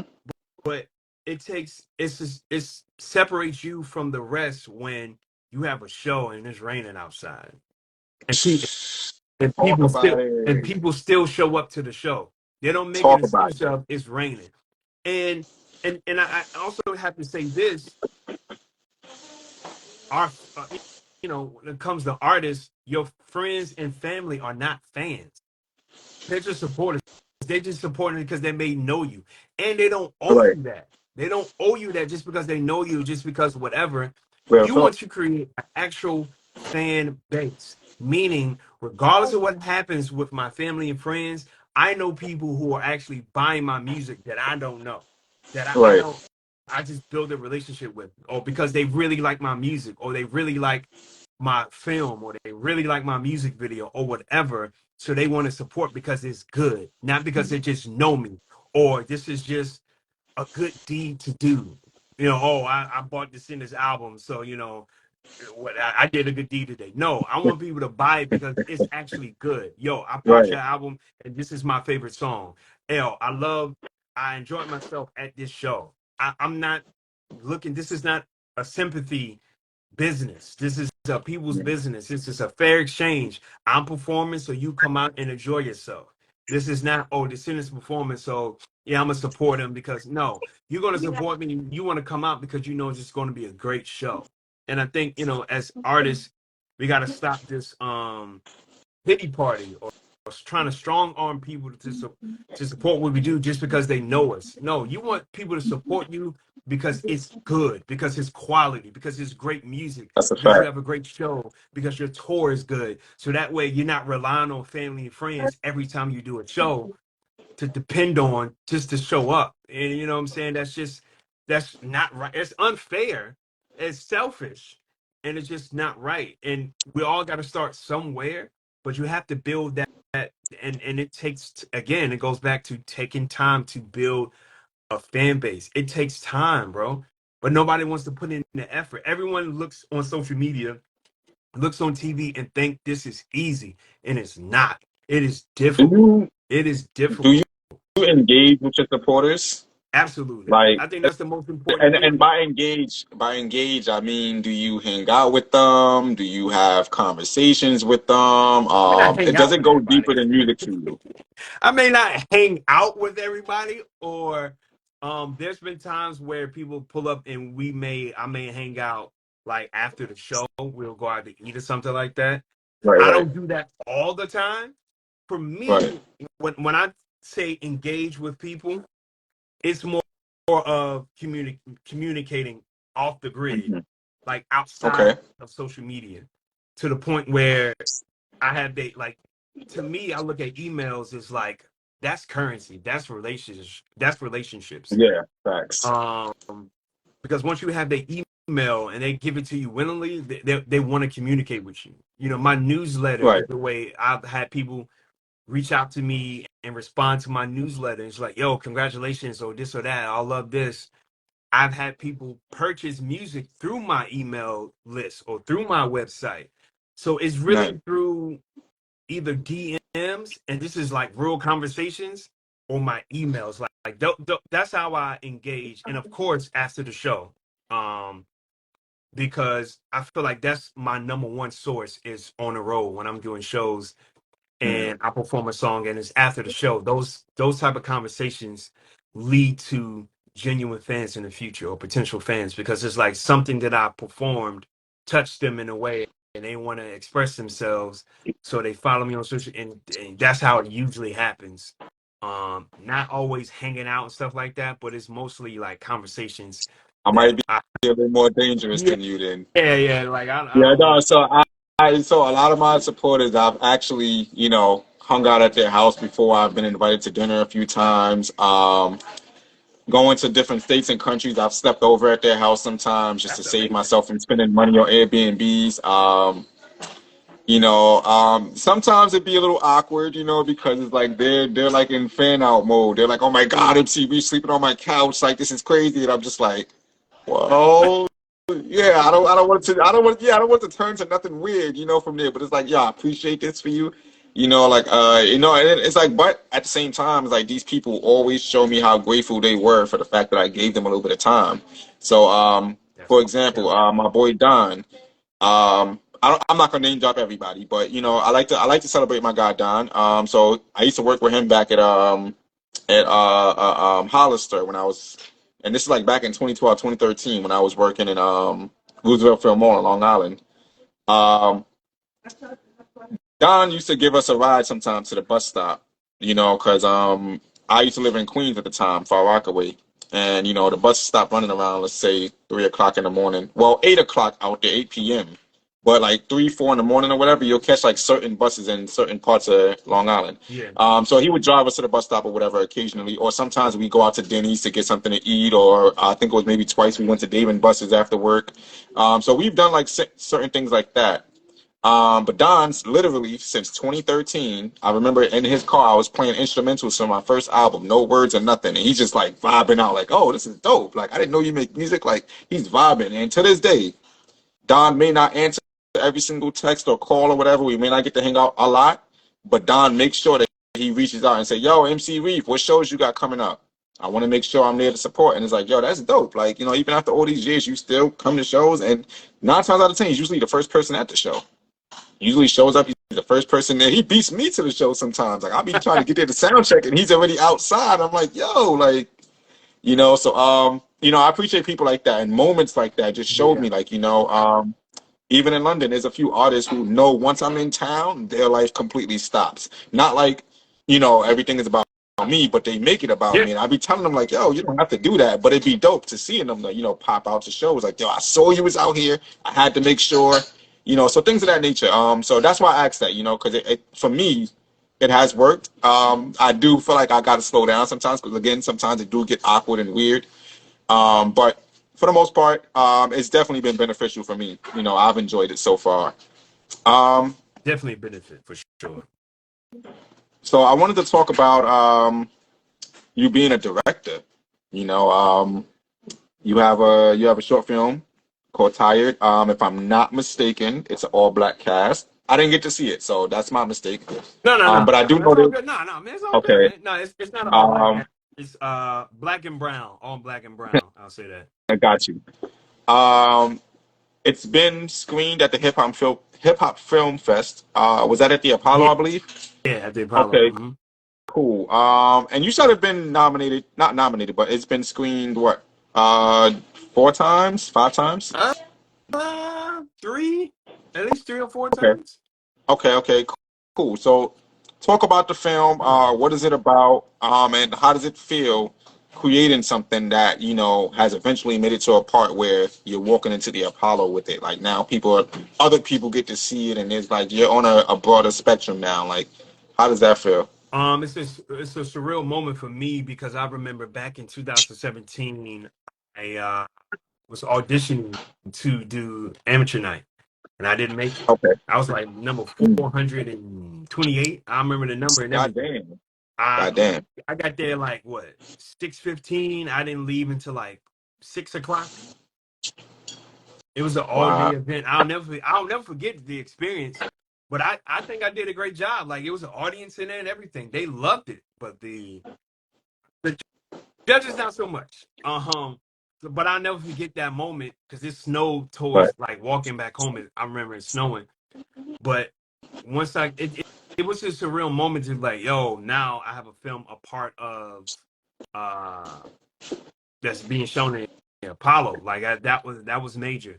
The song is based off my the film is based off my song Tired, which is pretty much expressing the frustration of Black people around the world being treated less than human, and just expressing those frustrations of what we go through on a daily basis.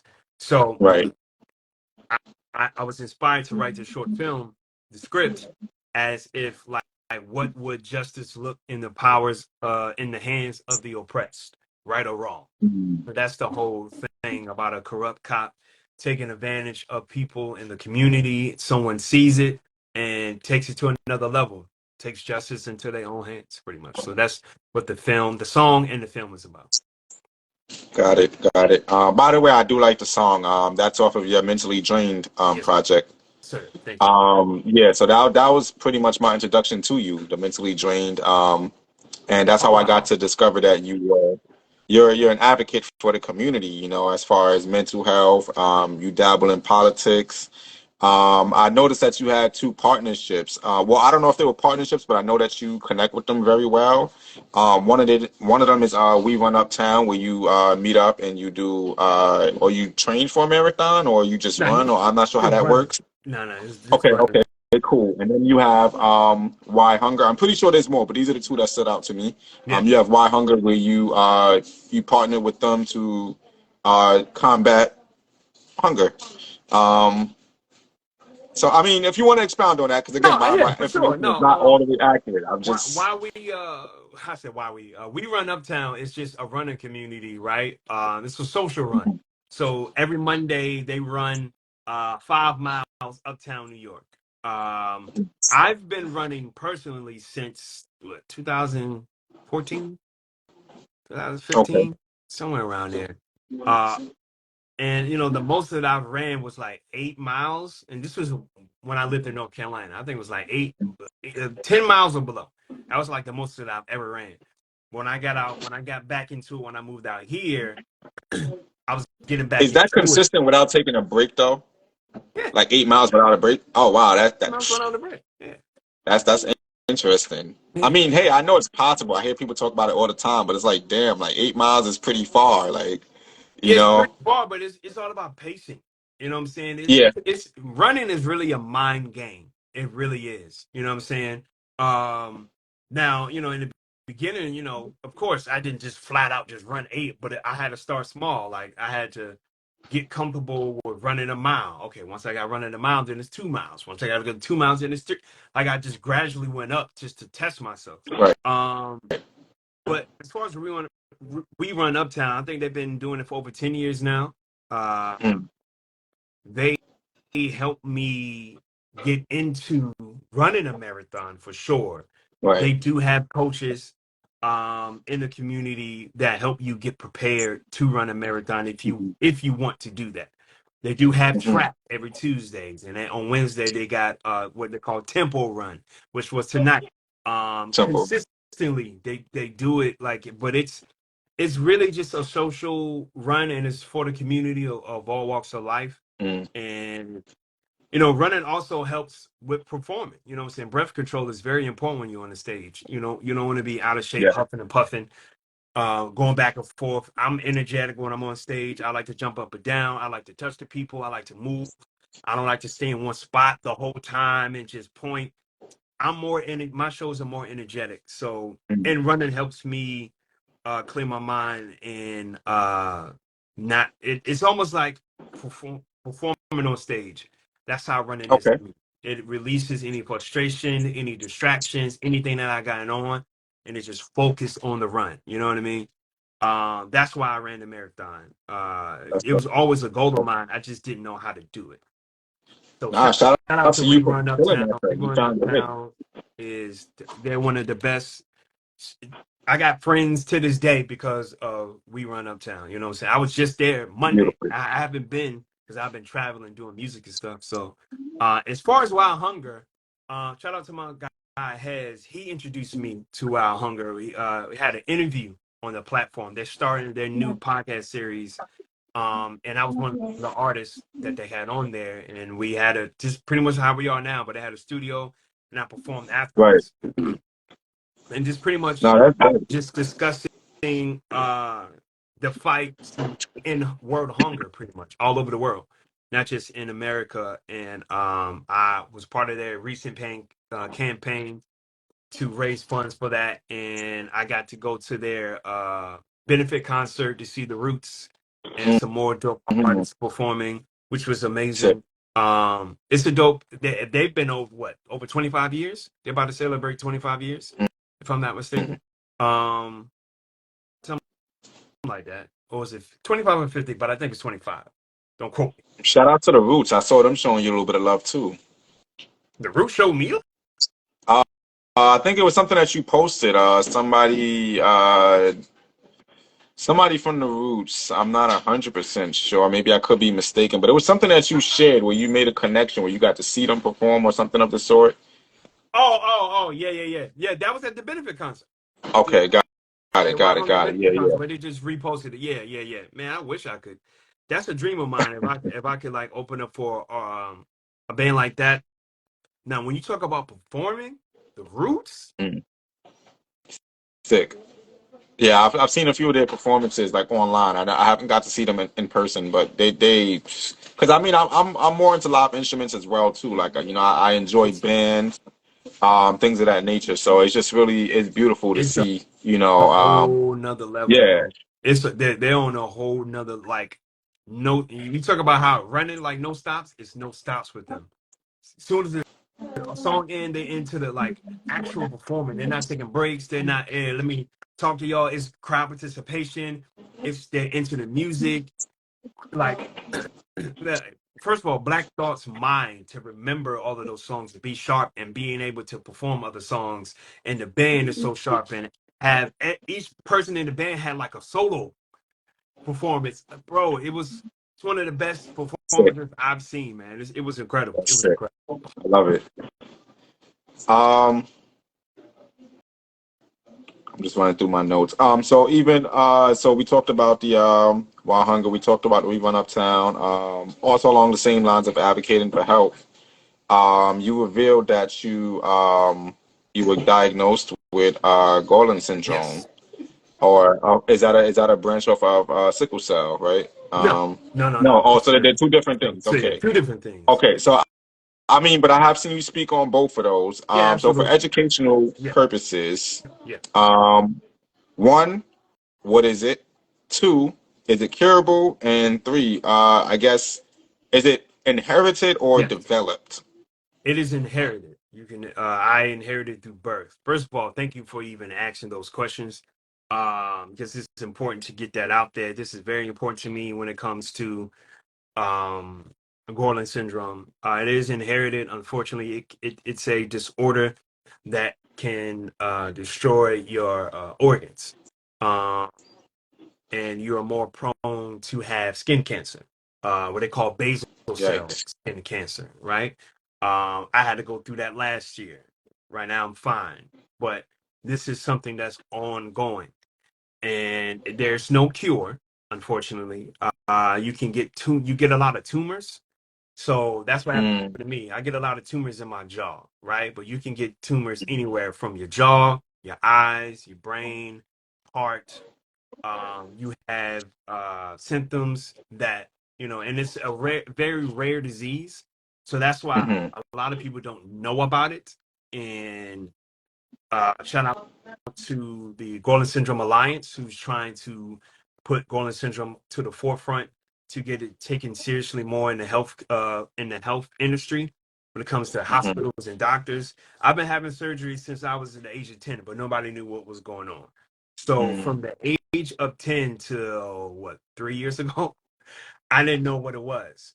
So um just removing tumors from my jaw and realizing they just keep growing back. In the beginning, between the ages of 10 and 13, they said that I would be fine. So from the age of mm, 13 to 26, what happened was another tumor grew in my jaw that whole between this age gap, and I didn't know nothing about it. mm, Um, so the thing about these tumors, they eat away at whatever. If you don't take care of it, they eat away at wherever it's placed. So it was in my right. jaw. So these things are, it could, unfortunately they're not curable, but it always comes back. Always comes back. Right. So Mm, we're fighting for a cure. Um it just sucks to go through it and and for so many years and not know. And now that I mm, know, it's like, damn, there's no cure for it.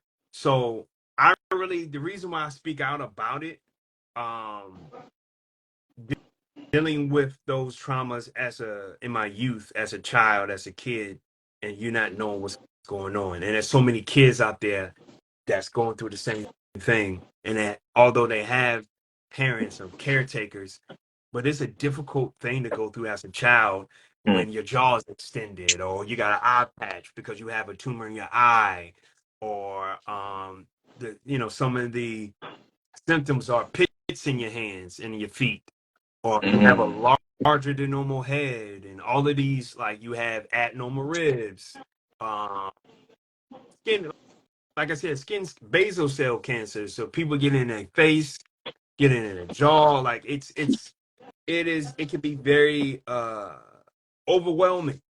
You know what I'm saying? So thank you for asking that, bro. That's dope. I just want to get it out there that it is important, just as important as any other disease out there, because it's such a rare disease. And what the problem is, mm, so many people have it and they don't know. You know what I'm saying? mm. Because I was misdiagnosed. So So has this negatively impacted your music career, like at all? I wouldn't say negatively impacted. It's challenging. It's just a new challenge, right? Because especially having surgeries on your jaw, which we need our Right. mouths in That's the order main reason to, I asked that. Yeah, 'cause you know that's what I'm crazy. saying? So enunciate. You went kind of mute there for a second. My bad. Can you hear me? I Okay. hear you. Yeah. Enunciating is important, especially when they break your jaw and then you gotta heal. And so it hasn't. Yeah, it just slows you down a little bit, but it's a challenge, but it hasn't like affected me to the point where I can't do what I love. It may be a time period Right. where I can't do that. That's the only thing I don't like, Right. having to sit down and having to heal and stuff like that when it happens. Uh, and that does physically take a lot out of you. That's why I Mm. always this is why I always talk about it, and to this day, even the post that I made a few months ago or a year ago or whatever, there's people still commenting on them now. I'm still having conversations because there's so many people coming out like, oh, I have it. I was diagnosed at the age of 55 and I'm now 65 and I'm still trying to go. Like there's different um age groups that are still finding out. So at first I thought it was just me, but it's because it's such a Right. rare disease. There's so many people who have walking around who have it and do not know. So That's wild. Yeah. That is wild. Thank you again for sharing that and educating the masses absolutely. on that. I feel like we need to learn more about these things too because, like you said, it's a rare one, and two, um, a lot of times, some people take their health for granted. They don't understand that, certain things could really just boom, pop up out of nowhere. And now you got to deal with that. And me as someone who's learning, to be better with my health now, I've started, changing around my diet. I still eat like, home cooked meals. But for the most part, there are days where I just won't eat all day, just because I don't want to, flood my body with processed foods. I've been juicing. I've been learning about like natural remedies and stuff like that. Yeah, Whether it's skincare, oral care. Like right now, I have a whole oral care routine. that's Um, dope. just different things. I'm learning. Because when I was younger, it was just kind of like I'm just living. I'm free. Yeah, I do whatever I want. you eating to Um, survive. You know what I mean? yeah, You can only eat what you know. right. You know. Yeah, so I mean, I was always a picky eater. Thankfully, a lot of people laughed at me for it, but as I got older, I realized, that it wasn't a bad thing at all. Like, especially when you learn what's in this food, like the food that's out now for sure, it's like, yeah, I'm glad I wasn't out here like just dogging it, like so. So things of that nature like really just put me on notice, and then I'm getting older too. So it's like a lot of times I was feeling like how that stuff made me feel, or like a lack of doing something made me feel a certain way as well too. So I just started like looking into like how can I stay young forever in a sense, like but internally. Yeah, Like I don't care about like in parents it's cool. I'm gonna get older, but internally I still want to feel like I still can want walk to up the feel stairs good. at 70. Yeah, I still want to be able to run. I want to be able to run at some point, and I want to be able to do that at like 50, 60, a higher level. So definitely taking the steps now to make sure I could prepare my body for longevity. I mean, hey, if I don't really care to live to like 150 years old, but it would for me. I think it's a challenge to see 100. I would love to see 100 years old. So working That's a on that. nice challenge. Like it's.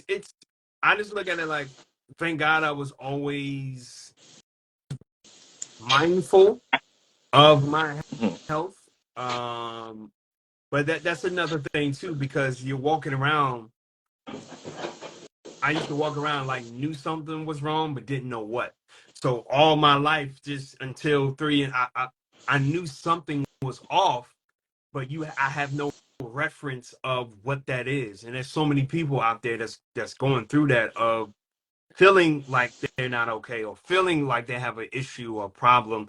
Not to say there's something wrong with them, but it's just what they were born with, and nobody knows about it. Or you have to go through this. There's so many loops, there's so many obstacles, journeys that I had to go through just to get to this point now to tell you after 3.5 years, like, this is what it is, you know. Right. uh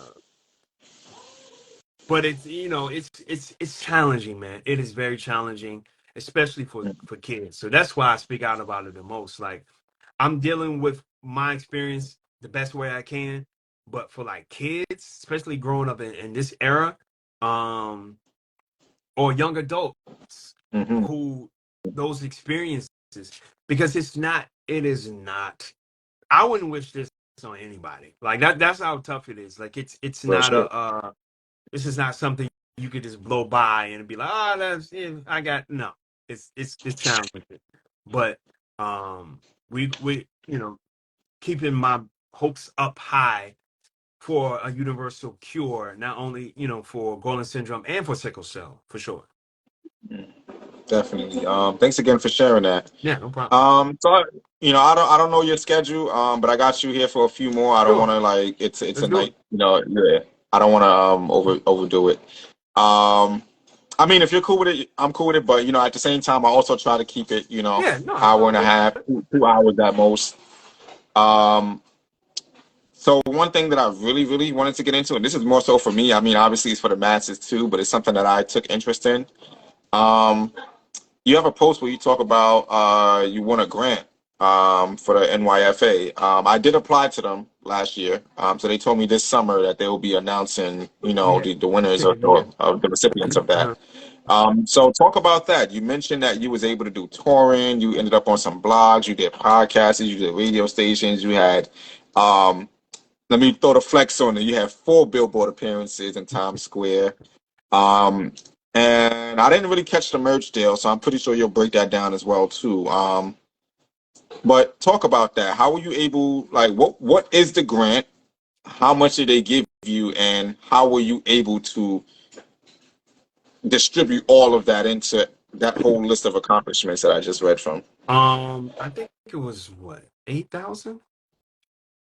Hmm. I think it was 8,000 if my memory serves me correctly. I think it was Yeah, eight yeah, it thousand. was. I saw that you put it in the caption. Yeah. Okay, 8,000.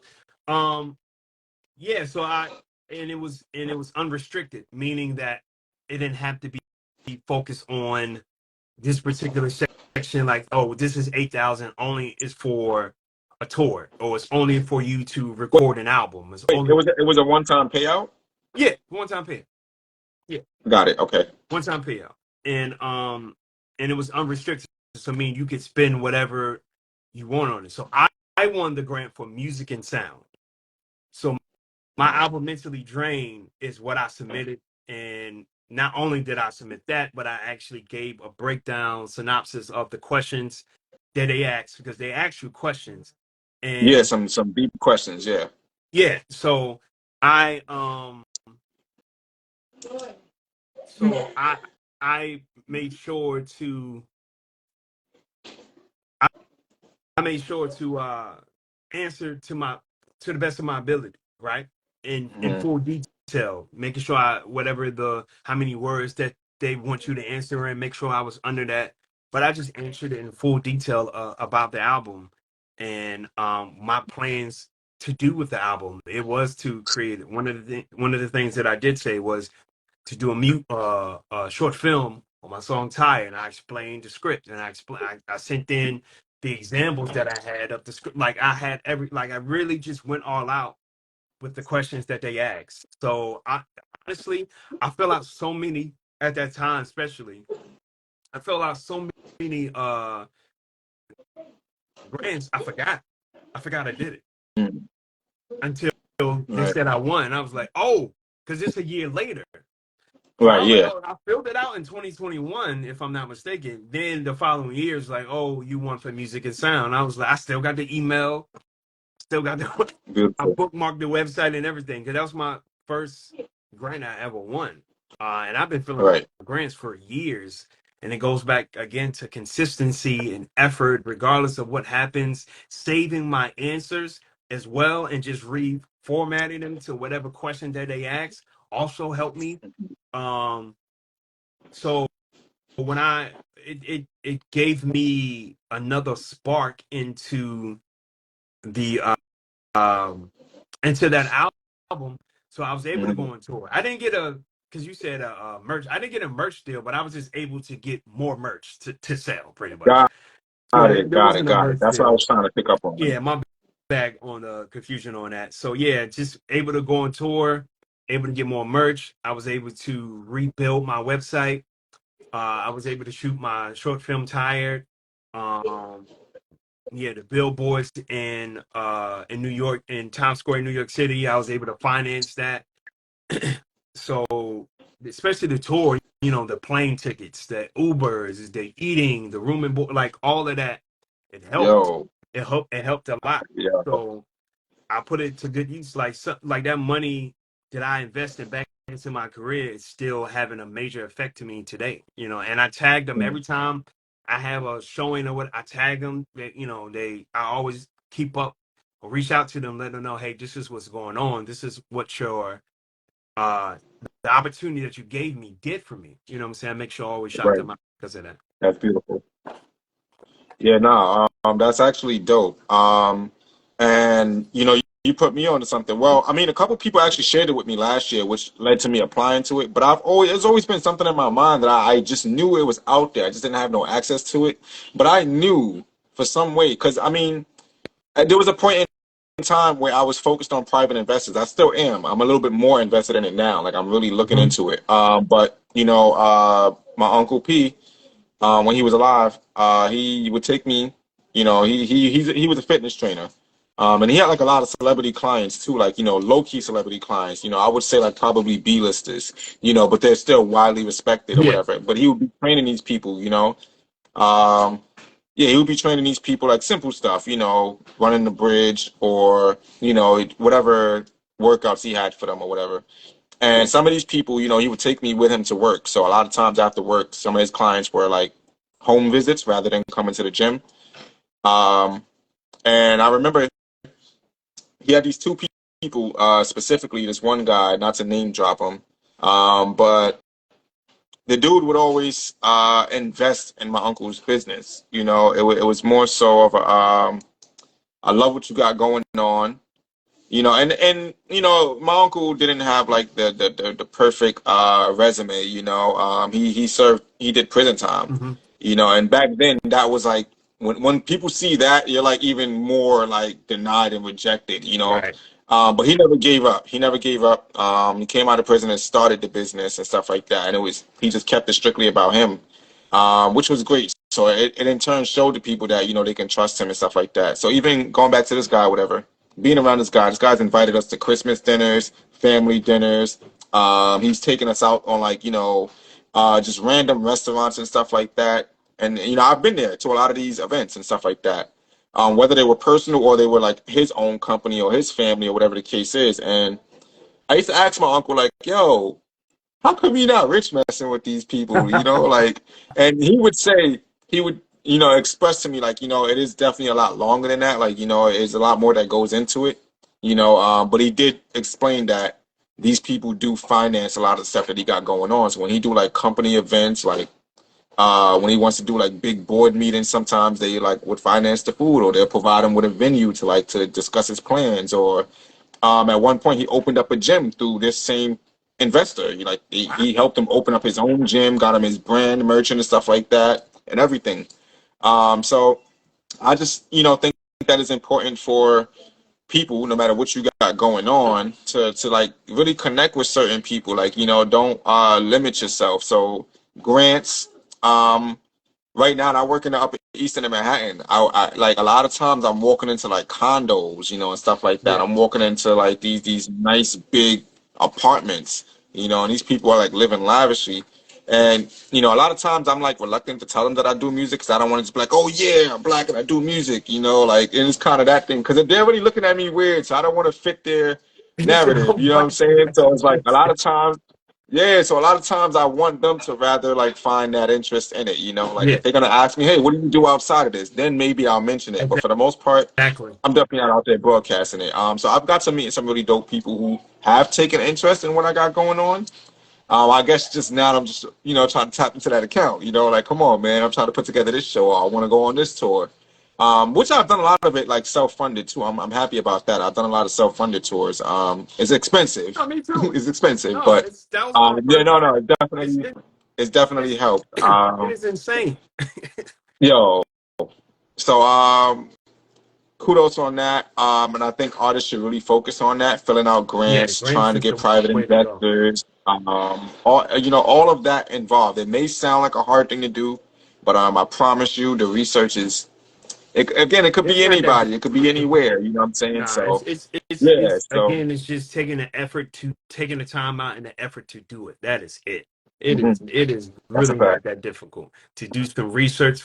If this is what you really want to do, regardless of what it is, and you're scared to get free try out for free money, I just that's just crazy to Right, free you know. money at that. Free money.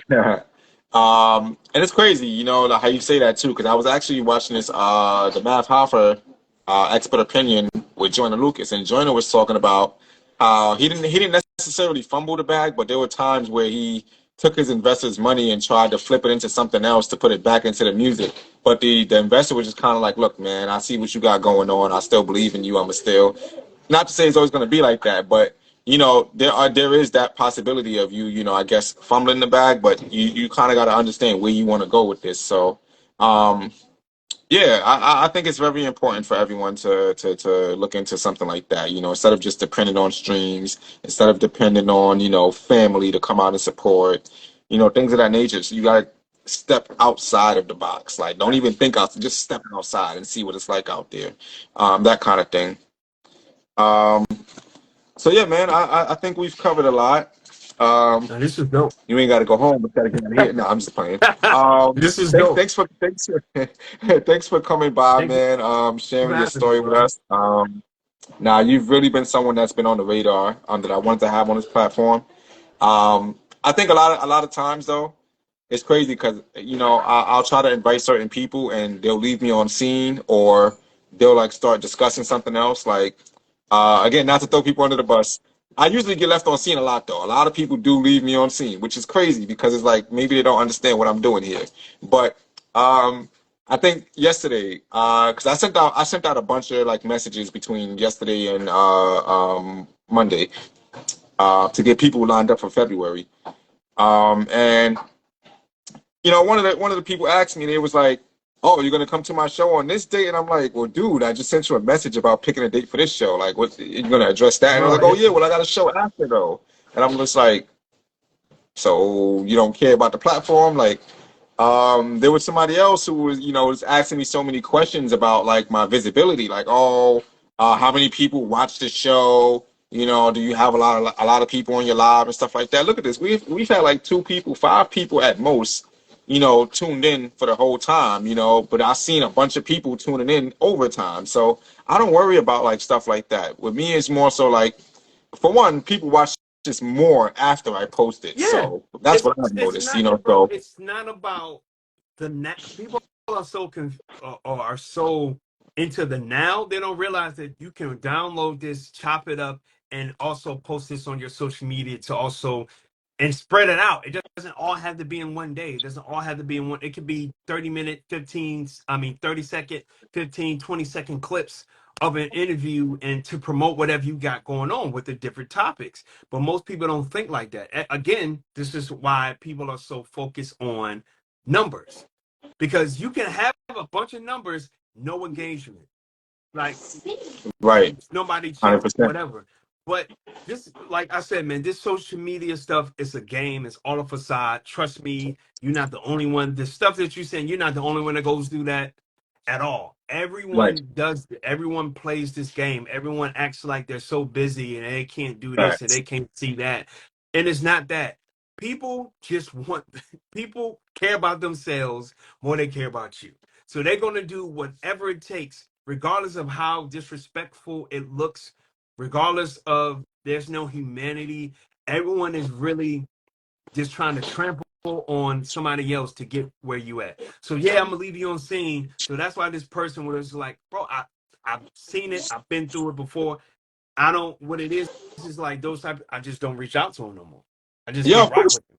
not. Of course But not. Yeah, and then it's the funniest thing too is like when they'll spin the block on me and be like, "Yo, I seen you been doing that podcast, or I seen you had so and so on," and I'm like, "Yeah, that's nice, cool story. Now you're interested? Yeah, I don't care." You know, and I leave them right there. They'll never get like, and then they'll, yeah, a lot of people, that's why I say I don't do the request. Don't ask me to be on the platform. I'm going to tell you no. You know what I'm saying? Like, yeah, this is not how I'm working this platform. It's really, you know, shout out to Meet Spady, dope artist from Philly.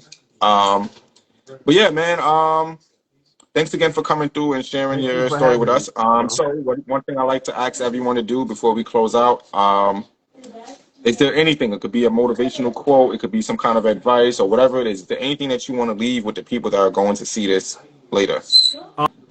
Um, First of all, I hope you were inspired by something that we discussed on this during this interview.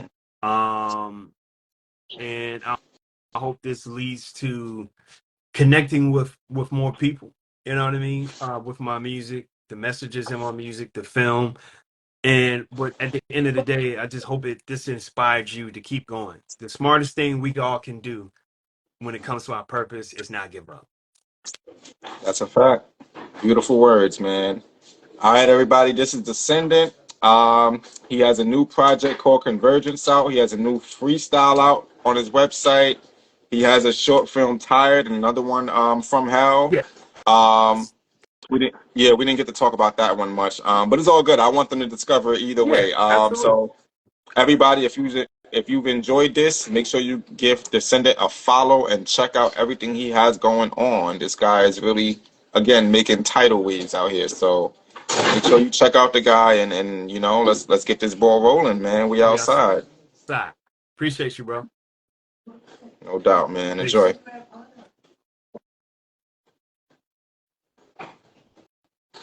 Yeah, you gotta exit out first. All right, guys.